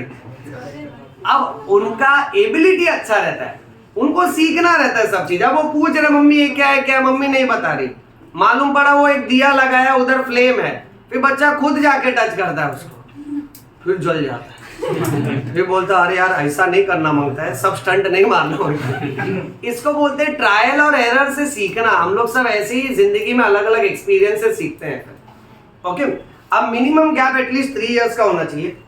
अच्छा, कई बार कैसा है, ये सब तो देखो नॉर्मल डिलीवरी हुआ, कई बार हम लोग नोटिस करते हैं ट्विंस होते हैं बेटा? ट्विंस दो टाइप के होते हैं, Monozygotic. एक है मोनोजाइगोटिक ट्विंस और दूसरा है डाइजाइगोटिक ट्विंस। शगुन, इसका मीनिंग बताओ, क्या समझता है ये दोनों वर्ड से? सर मोनोजाइगोटिक डाइजाइगोटिक उसमें होता है कि अगर गर्ल गर्ल पैदा हो सकती है या फिर ट्विंस होंगे तो गर्ल बॉय भी हो सकता ओके, है और और बॉय बॉय भी हो सकता है, ऐसा अच्छा आइडेंटिटी। ठीक है, इस पे सोचो ना, चलो वो बाद में देखते हैं जेंडर। इस पे सोचो, मोनो और जाइगोटिक वर्ड क्यों यूज किया? एक ही मतलब एक ही जाइगोट से बन रहा है। हाँ।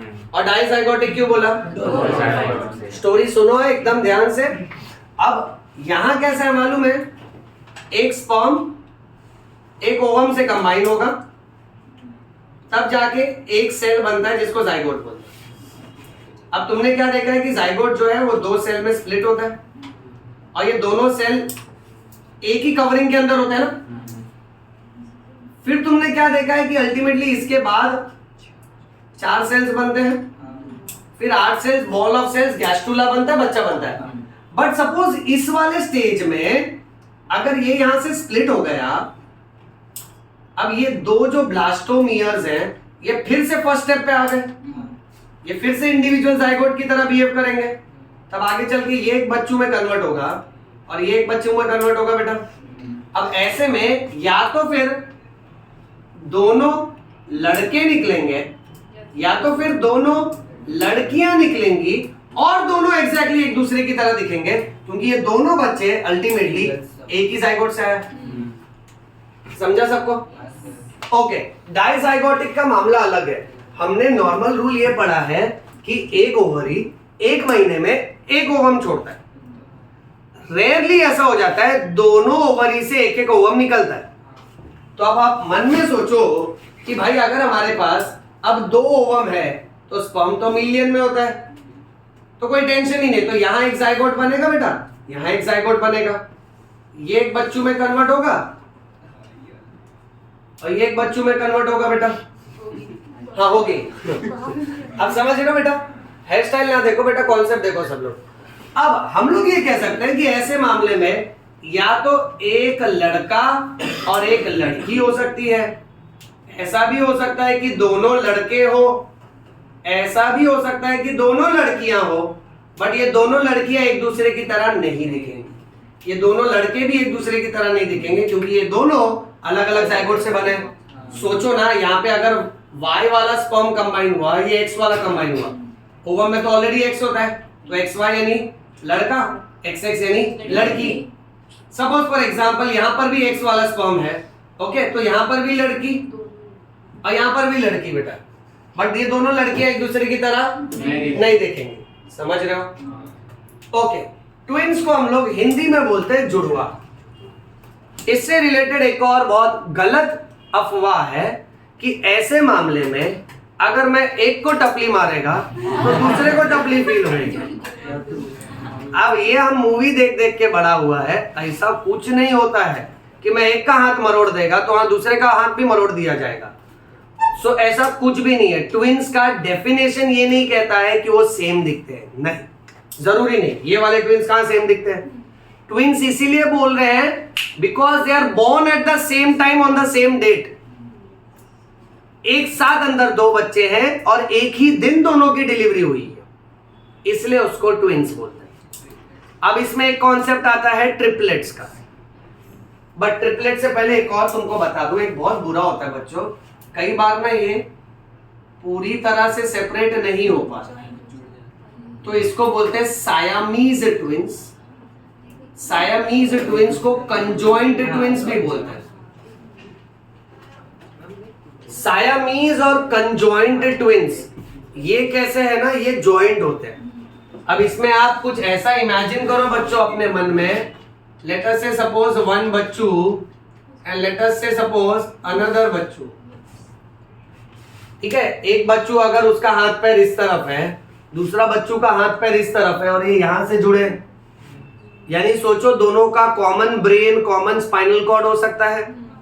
कुछ कुछ केसेस में साइड टू साइड जुड़े होते हैं, ये बच्चे का हाथ और पैर, फिर सोचो कंटिन्यूस चेस्ट दोनों का, कंटिन्यूस पैर और फिर उसका हाथ पैर अलग, ऐसा भी होता है। चेस्ट टू चेस्ट भी जुड़े होते हैं, इसका सिर, चेस्ट, पूरा बॉडी, और इसका चेस्ट एब्डोमेन इसके साथ जुड़ा है, तो इसमें heart, lungs, liver organ common हो सकते हैं। अब इसमें एक ही रास्ता होता है, separation surgery. But separation surgery इतना आसान नहीं होता है कि हाँ सर डायग्राम में दिख रहा है बस ऐसे काट देना है इसको। अरे कॉमन ऑर्गन से सोचो तो डॉक्टर ये सोचता है, पहली बात तो देखो इसमें दोनों का बचना नहीं पॉसिबल होता। डॉक्टर एटलीस्ट कोशिश करता है कि सारे ऑर्गन्स को एटलीस्ट एक बच्चे में ट्रांसफर कर दिया जाए ताकि एक जिंदगी तो एटलीस्ट रहे, बट उसमें भी रिस्क बहुत हाई होता है ये सर्जरी का। So these types of twins are called as a Siamese twins, also called as conjoint twins. ये समझे सब लोग बेटा? ओके, अब अगर बेटा सुनो, 2 से कितने सेल बने? 4। बट ऐसा थोड़ी होएगा, मान लेते हैं ये सेल पहले स्प्लिट हो गया और ये नहीं हुआ, सो 2 से कितने सेल बने? अभी 3। एक्चुअली में ऐसे ही होता है, 2, 3, 4 धीरे धीरे सेल्स बनते हैं। बट हम लोग देखो ना, वो 6 डायग्राम ही बनाया था तो बोर्ड कितना भर गया था। अब हर एक स्टेप छोटा छोटा दिखाएगा डायग्राम के फॉर्म में, तो डायग्राम काफी ज्यादा हो जाएंगे।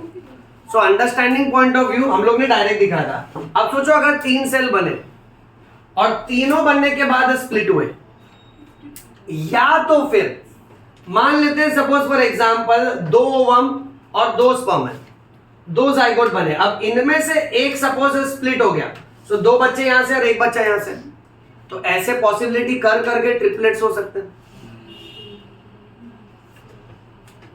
गूगल करो एक बार में मैक्सिमम कितने बच्चे डिलीवर हुए इंसान में? हाँ, इंसान में how many maximum babies are born in a single pregnancy?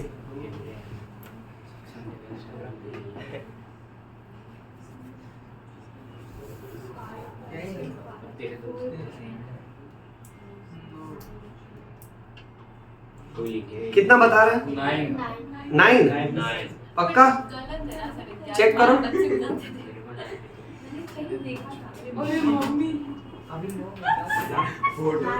Photo नहीं देखना है बेटा।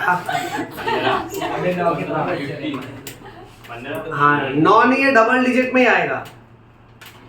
कितना बता रहे? 15। 9 नहीं होगा, 9 कोई और इंफॉर्मेशन होगा, बट 9 भी बहुत हैवी हो जाता है ना। सोचो ना, एक डिलीवरी हो रहा है, 9 बच्चे आप घर लेके आए गजब होता है। पकड़ने के लिए 4 चुप रहना तू ज्यादा इमेजिन मत कर। उसका है ना, हाँ प्रॉपर काउंट 15 के आसपास आता है। अच्छा इमेजिन 15 बच्चे एक साथ डिलीवर हो रहे हैं, यानी आपके घर पे फैमिली मेंबर्स अचानक से कितने बढ़ जाएंगे वो सोचो। अच्छा बट आपको क्या लगता है सब बच्चे एकदम हेल्दी होते होंगे? नहीं। नॉर्मली बच्चे 45 सेंटीमीटर के, देखो इतने बड़े होते हैं। सुबह देख रहा है क्या ये? इतने बड़े होते हैं बच्चे। हाँ वो असर है, ये सोच रहा खंपा है। वो थोड़ा छोटा था। अच्छा ये 15 बच्चे ना, ये इतने इतने छोटे होते हैं। डॉक्टर्स क्या करते हैं मालूम है? इनका अगर बर्थ वेट बहुत ही ज्यादा कम रहा ना, इनको कांच के पेटी में रखते हैं, उसको बेबी वार्मर बोलते हैं। ठीक है, तो धीरे धीरे क्या बच्चा फिर अडेप्ट करता है, एनवायरनमेंट के साथ एडजस्ट करता है। बट इमेजिन वो मदर का पेट का साइज कितना बड़ा होगा। एक बच्चे में जब साइज बढ़ जाता है, 15 बच्चे प्लस उसको डिलीवर करना, ओके, प्लस उसके बाद भी जिंदा रहना। और अभी देखो ब्रेस्ट फीडिंग तो डिफिकल्ट हो जाएगा ना ये बच्चों का, ओके, और ब्रेस्ट फीडिंग चलो वो सब छोड़ा, बॉटल फीडिंग करा दी, ठीक है सपोज। बट ये बच्चा जब रात में रोता होगा, मान लेते हैं हर बच्चा अगर 1 घंटे में भी रोया तो आपके दिन के 15 घंटे तो ऐसे ही चले गए। कितना डिफिकल्ट होता होगा। ओके, किसी को अगर ट्विंस और ट्रिपलेट्स भी होते ना, तो बच्चों का परवरिश करना, उनको संभालना, बिकॉज ये बच्चे जो होते हैं ना, इनको बराबर मालूम पड़ता है कब मम्मी पापा सो गए, अब अपने को रात में उठ के ऐसा रोना है ना कि यहाँ से लेके गांव तक सब जाग जाए। तो ये लोग बहुत डेंजरस होते हैं, ये समझे बेटा? चलो इसका फोटो ले लीजिए प्लीज।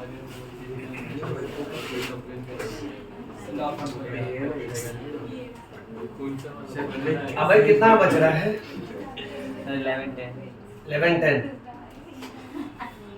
फोटो को ले रहे हैं फोटो ये ले लिया प्रथम द फोटोग्राफर। अच्छा बच्चों, अभी एक आंसर डिक्टेट करवाता हूँ, वो करते हैं फिर स्टॉप करते हैं। सब लोग राइटिंग बुक्स ओपन करिए प्लीज।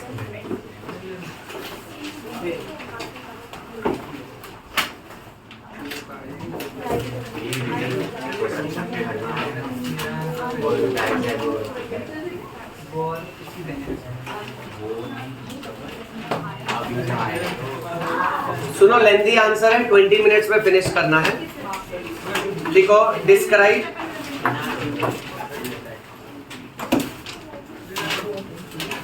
मैथ्स का book. Describe menstrual cycle.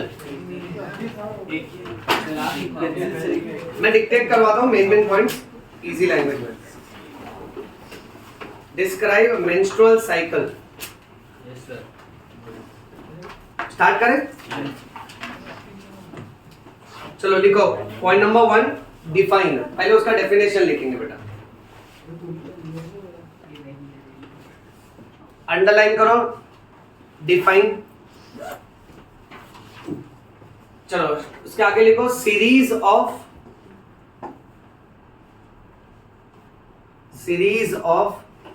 Repeated changes.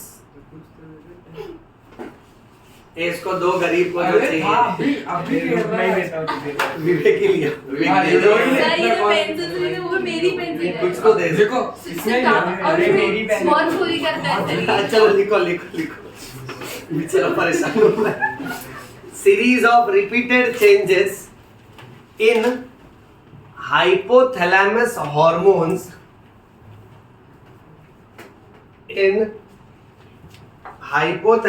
Hormones अच्छे राइटिंग में लिखो, मैं आराम से डिक्टेट करता हूँ, बाद में अपने को ही पढ़ने का बेटा, अपनी writing. Hypothalamus hormones comma ovary follicles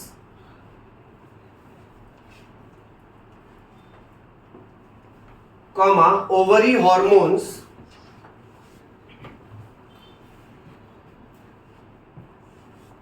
and endometrium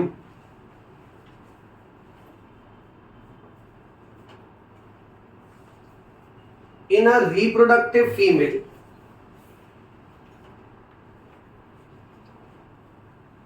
is called as menstrual cycle। बच्चों आपको याद है वो साइकिल में हम लोग ने ऐसा ग्राफ जैसा डायग्राम बनाया था? ओके, तो इधर है ना, पहले हाइपोथैलेमस के हॉर्मोन्स थे, ओवरी के फॉलिकल्स, ओवरी के हॉर्मोन्स और एंडोमेट्रियम का चेंजेस। अच्छा सेकंड पॉइंट लिखो मेनार्क, MENARCHE, मेनार्क। स्पेलिंग में बोर्ड पे लिखता हूँ, रुक जाओ बेटा।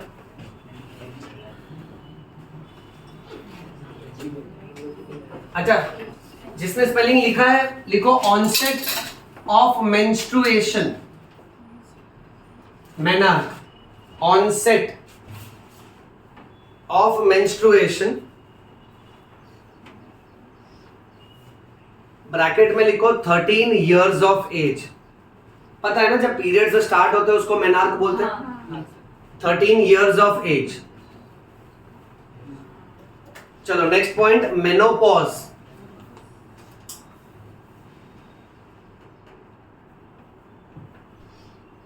Stopping of menstruation.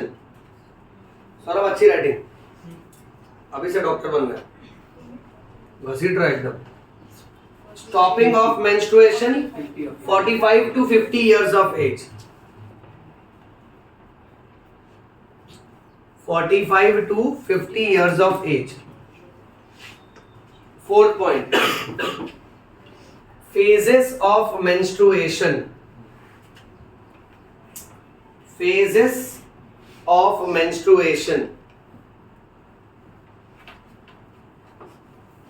उसके आगे लिखो, कोलन डाल के इसको टाइटल बना दो, फेजेस ऑफ मेंस्ट्रुएशन। हाँ उसके आगे लिखो for easy understanding, for easy understanding menstrual cycle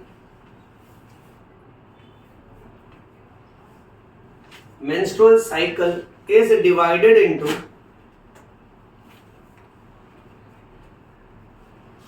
following four phases.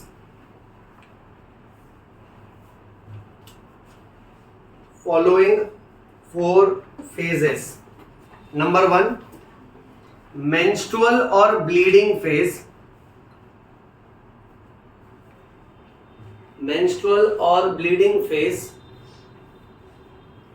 Number 2, follicular or proliferative phase. Spelling on the board.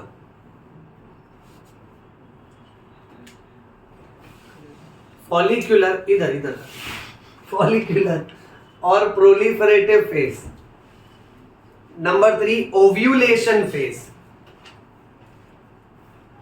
किसी को फोर्थ याद है? Secretory. Very good. Non bio वाले आंसर कर रहे, क्या बोलने का ना, घोर कलयुग. हाँ बोर्ड्स वाला है ना, लेकिन हाँ अभी कन्वर्ट हुआ है. ल्यूटियल और सेक्रेटरी फेज. Very good. कुछ ना कुछ तो बन ही जाएगा. ल्यूटियल और सेक्रेटरी फेज. चलो अब उसके बाद एक लाइन छोड़ के पहला फेज डिटेल में डिस्क्राइब करते हैं. टाइटल लिखिए मेंस्ट्रुअल और ब्लीडिंग फेज. अब अपने को ये चारों टाइटल डिटेल में डिस्क्राइब करना है. एक नजर यहां बोर्ड पर देखिए बच्चों. चारों टाइटल में देखो अपने को कौन से पॉइंट्स लिखने हैं. पता है डायग्राम में हमने स्टार्टिंग में डेज लिखे थे, फिर हाइपोथैलेमस के हार्मोन्स लिखे थे, ओवरी के फॉलिकल्स और ओवरी के हार्मोन्स, और लास्ट में एंडोमेट्रियम का चेंज. अब सबके 5-5 पॉइंट आएंगे डिटेल वाले. हाँ चलो अब ये जो फर्स्ट आपका टाइटल है इसका है ना, फर्स्ट पॉइंट लिखो, इसी के अंदर फर्स्ट टाइटल डेज लिखो. हाँ अंडरलाइन करो और उसके आगे कंटिन्यू करो. It occurs for 4 to 5 days. It occurs for 4 to 5 days. अच्छा फिर सेकेंड टाइटल लिखो हाइपोथैलेमस हॉर्मोन्स.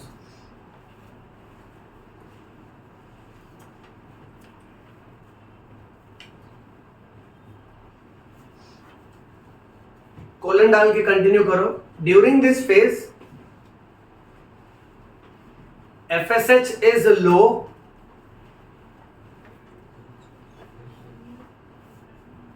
ब्रैकेट में लिखो follicle stimulating hormone.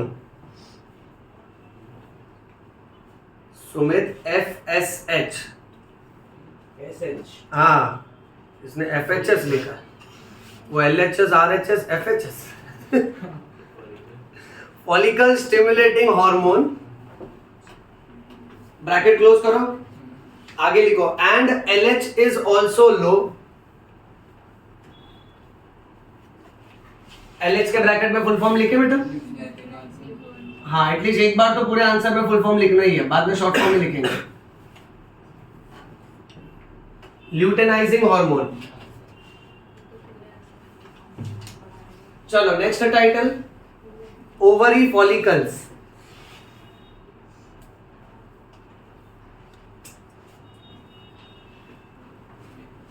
ovary follicles.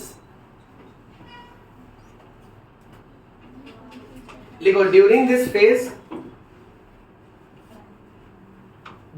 phase lot of primary oocytes lot of primary oocytes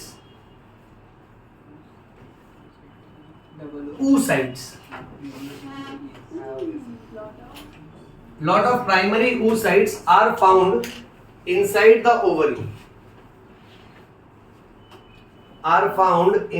the ovary. चलो उसके बाद next title लिखो ovary hormones.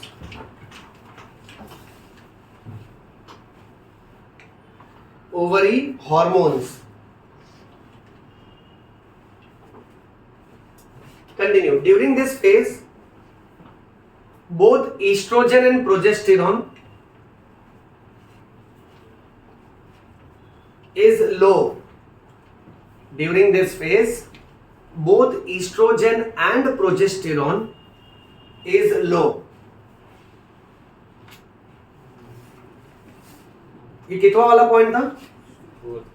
Fourth ना. अभी लास्ट इसका fifth point.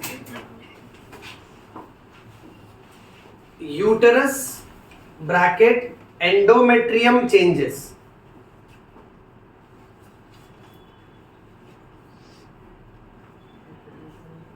Uterus bracket endometrium changes.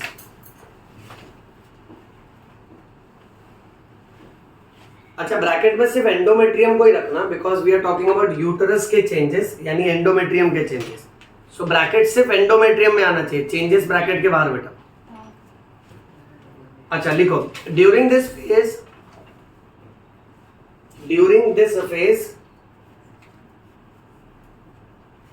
Due to low FSH and LH,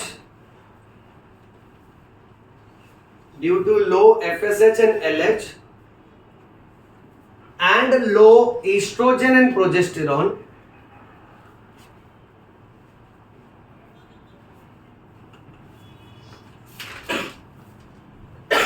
the thick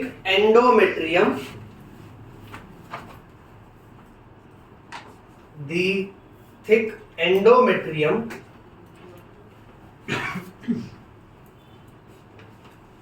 sheds off resulting in bleeding.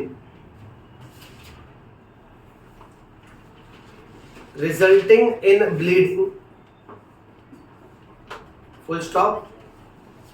This bleeding is called menstruation.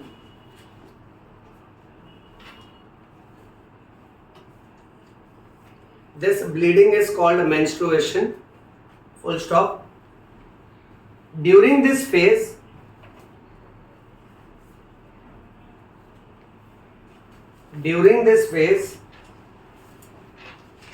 endometrium is 1 millimeter thick. 1 millimeter thick. Full stop. Menstrual blood contains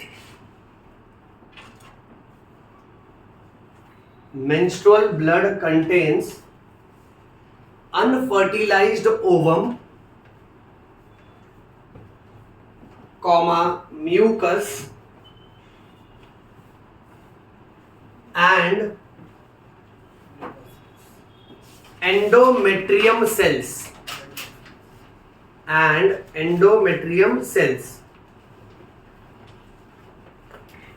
चलो अब एक line छोड़ के आपको लिखना है next title, follicular और proliferative phase. अभी थोड़ा फास्ट लिखना बेटा, 3 फेज ऐसे ही कंप्लीट करना अपने को. फॉलिक्यूलर और प्रोलिफरेटिव फेज. अब उसमें फर्स्ट टाइटल लिखो डेज.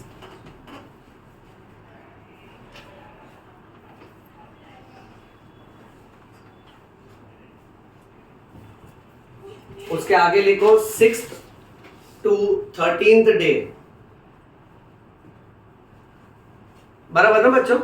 14 क्यों नहीं लिखा? ओव्यूलेशन होगा. बराबर है. चलो नेक्स्ट टाइटल लिखो hypothalamus hormones.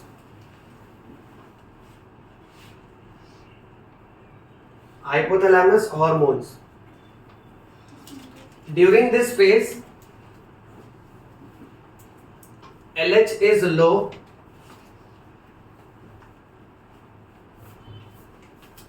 and FSH slowly increases.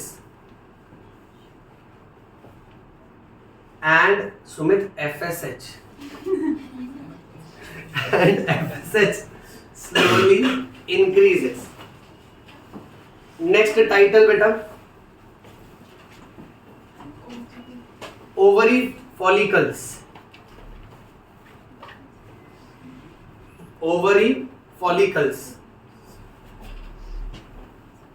Due to FSH, the primary follicle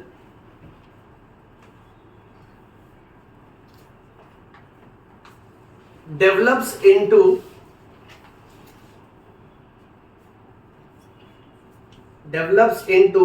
secondary follicle, comma, then tertiary follicle,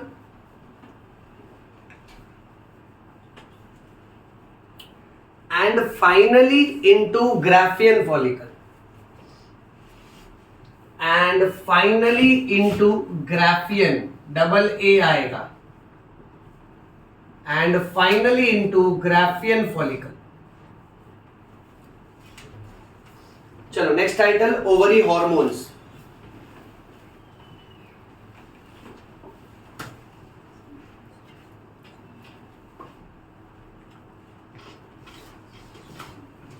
The theca interna of Graafian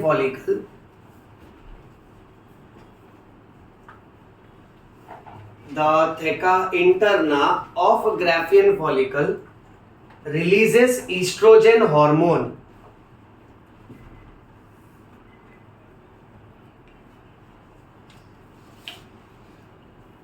Full stop. Hence, estrogen slowly increases during this phase. Hence, estrogen slowly increases during this phase, and progesterone is low.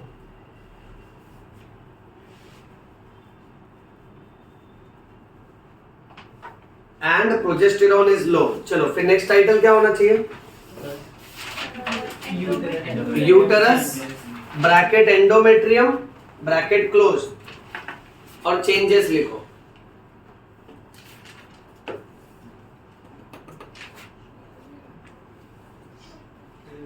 हाँ लिखो. Endometrium becomes 2 to 3 millimeter thick layer. Endometrium becomes 2 to 3 millimeter, mm लिखना, millimeter thick layer. चलो अब एक line छोड़ो, next title लगाओ बच्चों. क्या होना चाहिए? Ovulation phase. बच्चों आपको पैटर्न पता चला ना मैं कौन से पैटर्न में लिखवा रहा हूँ? तो क्या है कि आंसर ना एग्जाम में एक पैटर्न के हिसाब से सेट हो जाएगा मस्त. हाँ आंसर लेंदी है. और क्या मालूम, डाइजेस्ट के हिसाब से पढ़ोगे ना नहीं समझेगा फिर. अच्छा अब इसमें फर्स्ट टाइटल डेज लिखो बेटा. उसके आगे लिखो 14th day of menstrual cycle.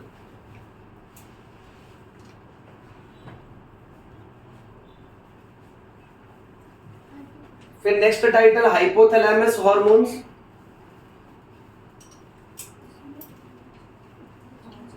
During this phase LH suddenly increases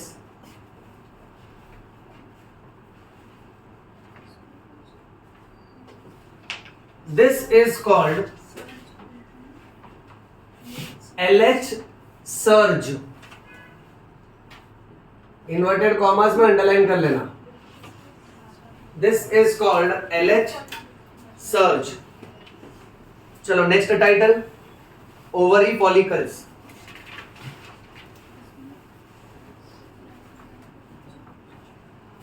Due to LH surge,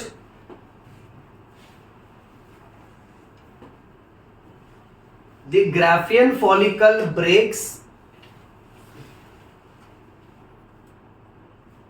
The Graafian follicle breaks to release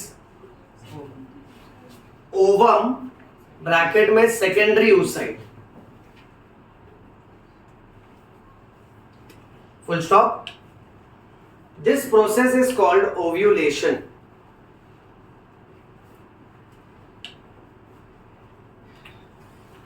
This process is called ovulation. फिर next title ovary hormones.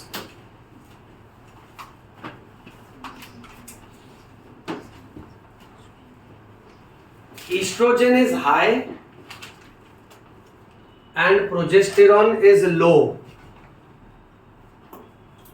Estrogen is high and progesterone is low during this phase.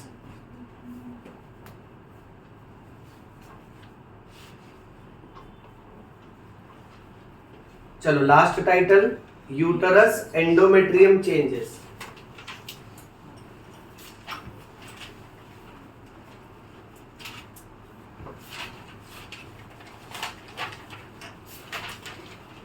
देखो endometrium develops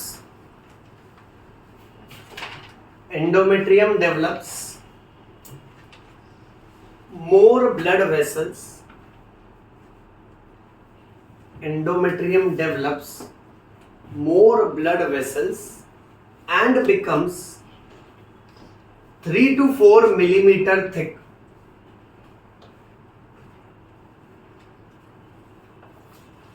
चलिए एक line छोड़कर last title बच्चों luteal और secretary face.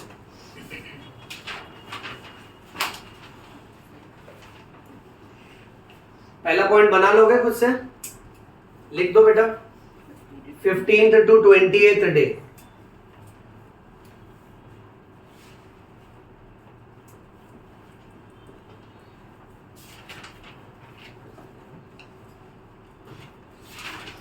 Second title क्या होना चाहिए बच्चों? वेरी गुड, लिखो hypothalamus hormones.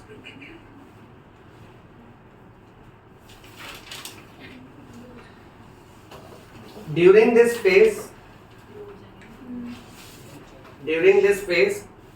FSH slowly decreases.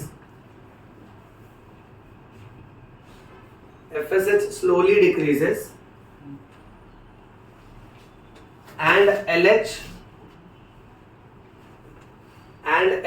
suddenly falls.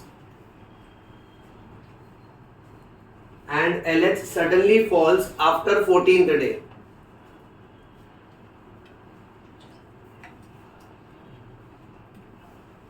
Next title लिखो ovary follicles.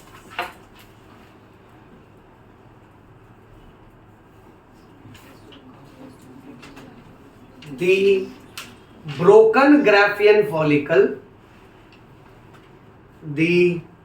broken Graafian follicle undergoes changes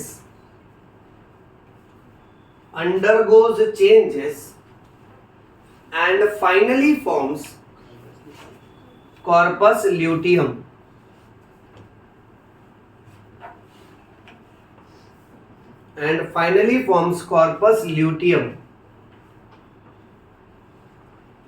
Full stop. Continue करो आगे. If pregnancy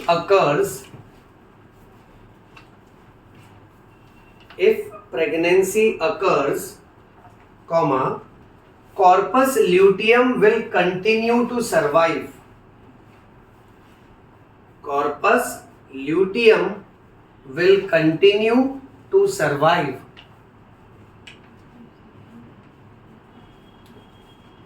Full stop. If pregnancy does not occur,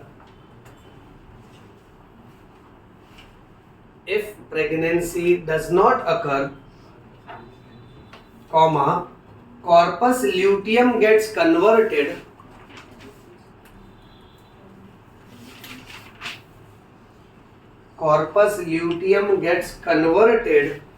into corpus albicans. याद है ना बच्चों, किया था हमने. तुम लोग एक बात नोटिस करो, आंसर भले लेंदी होते जा रहा है बट अपना पैटर्न फिक्स्ड है उसमें. ओके. अच्छा, फिर नेक्स्ट टाइटल क्या लगेगा बेटा? Ovary hormones.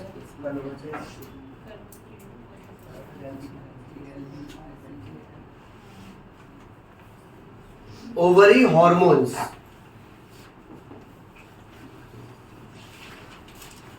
Progesterone is released from progesterone is released from corpus luteum during this phase.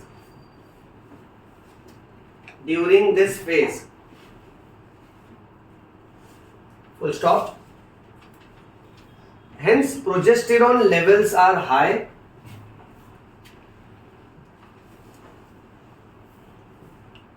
and estrogen level is low.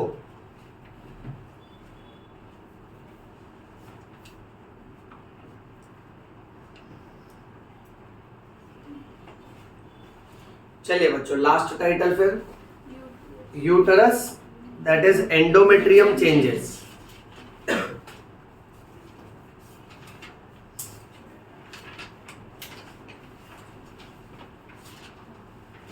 Endometrium develops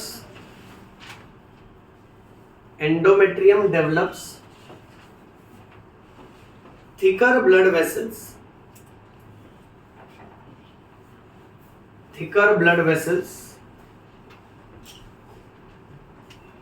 and becomes more nutritive. Full stop.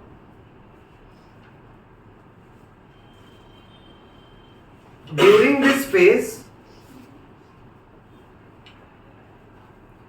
this phase, endometrium is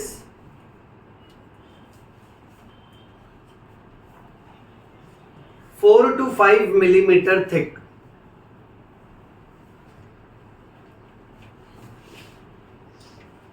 अच्छा बच्चों, start पे 1 minute आओ ना, जहां आपने start लिखा है, start में डेफिनेशन लिखा है. अच्छा, डेफिनेशन के बाद नेक्स्ट पॉइंट क्या था? अच्छा, जहां डेफिनेशन खत्म हो रहा है ना बच्चों, छोटे राइटिंग में फिट करो ना, it is for 28 to 29 days. Definition जहां खत्म हो रहा है ना, उधर लिखो it is for 28 to 29 days. ये बताना पड़ेगा ना कि पूरा साइकिल 28 से 29 दिन का होता है. ओके, कितना पेज हुआ ये लगभग? 3 पेज. हाँ, 3 से 4, ठीक है ना, और प्लस डायग्राम. तो एग्जाम में अगर ये आया ना, यही वाला आंसर लिखना. और सुनो, इसके साथ ना मैं आने वाले क्लास में पहले फर्टिलाइजेशन और गैस्ट्रुलेशन का भी आंसर डिक्टेट करूंगा. देखो, जो इजी वाले पार्ट है ना, इस चैप्टर में जैसे पूछते हैं मेल रिप्रोडक्टिव सिस्टम डिस्क्राइब करो, तो ओन वर्ड्स में टेस्टिस, वास्ट डिफरेंस, ये सब डिस्क्राइब कर सकते हैं. फीमेल रिप्रोडक्टिव सिस्टम पूछते हैं, बट जो टफ वाले आंसर्स है ना, 1-2 आंसर और है जो मैं डिक्टेट करूंगा. ठीक है, चलिए अभी स्टॉप करते हैं, हम लोग मिलते हैं नेक्स्ट क्लास में बच्चे. Thank you.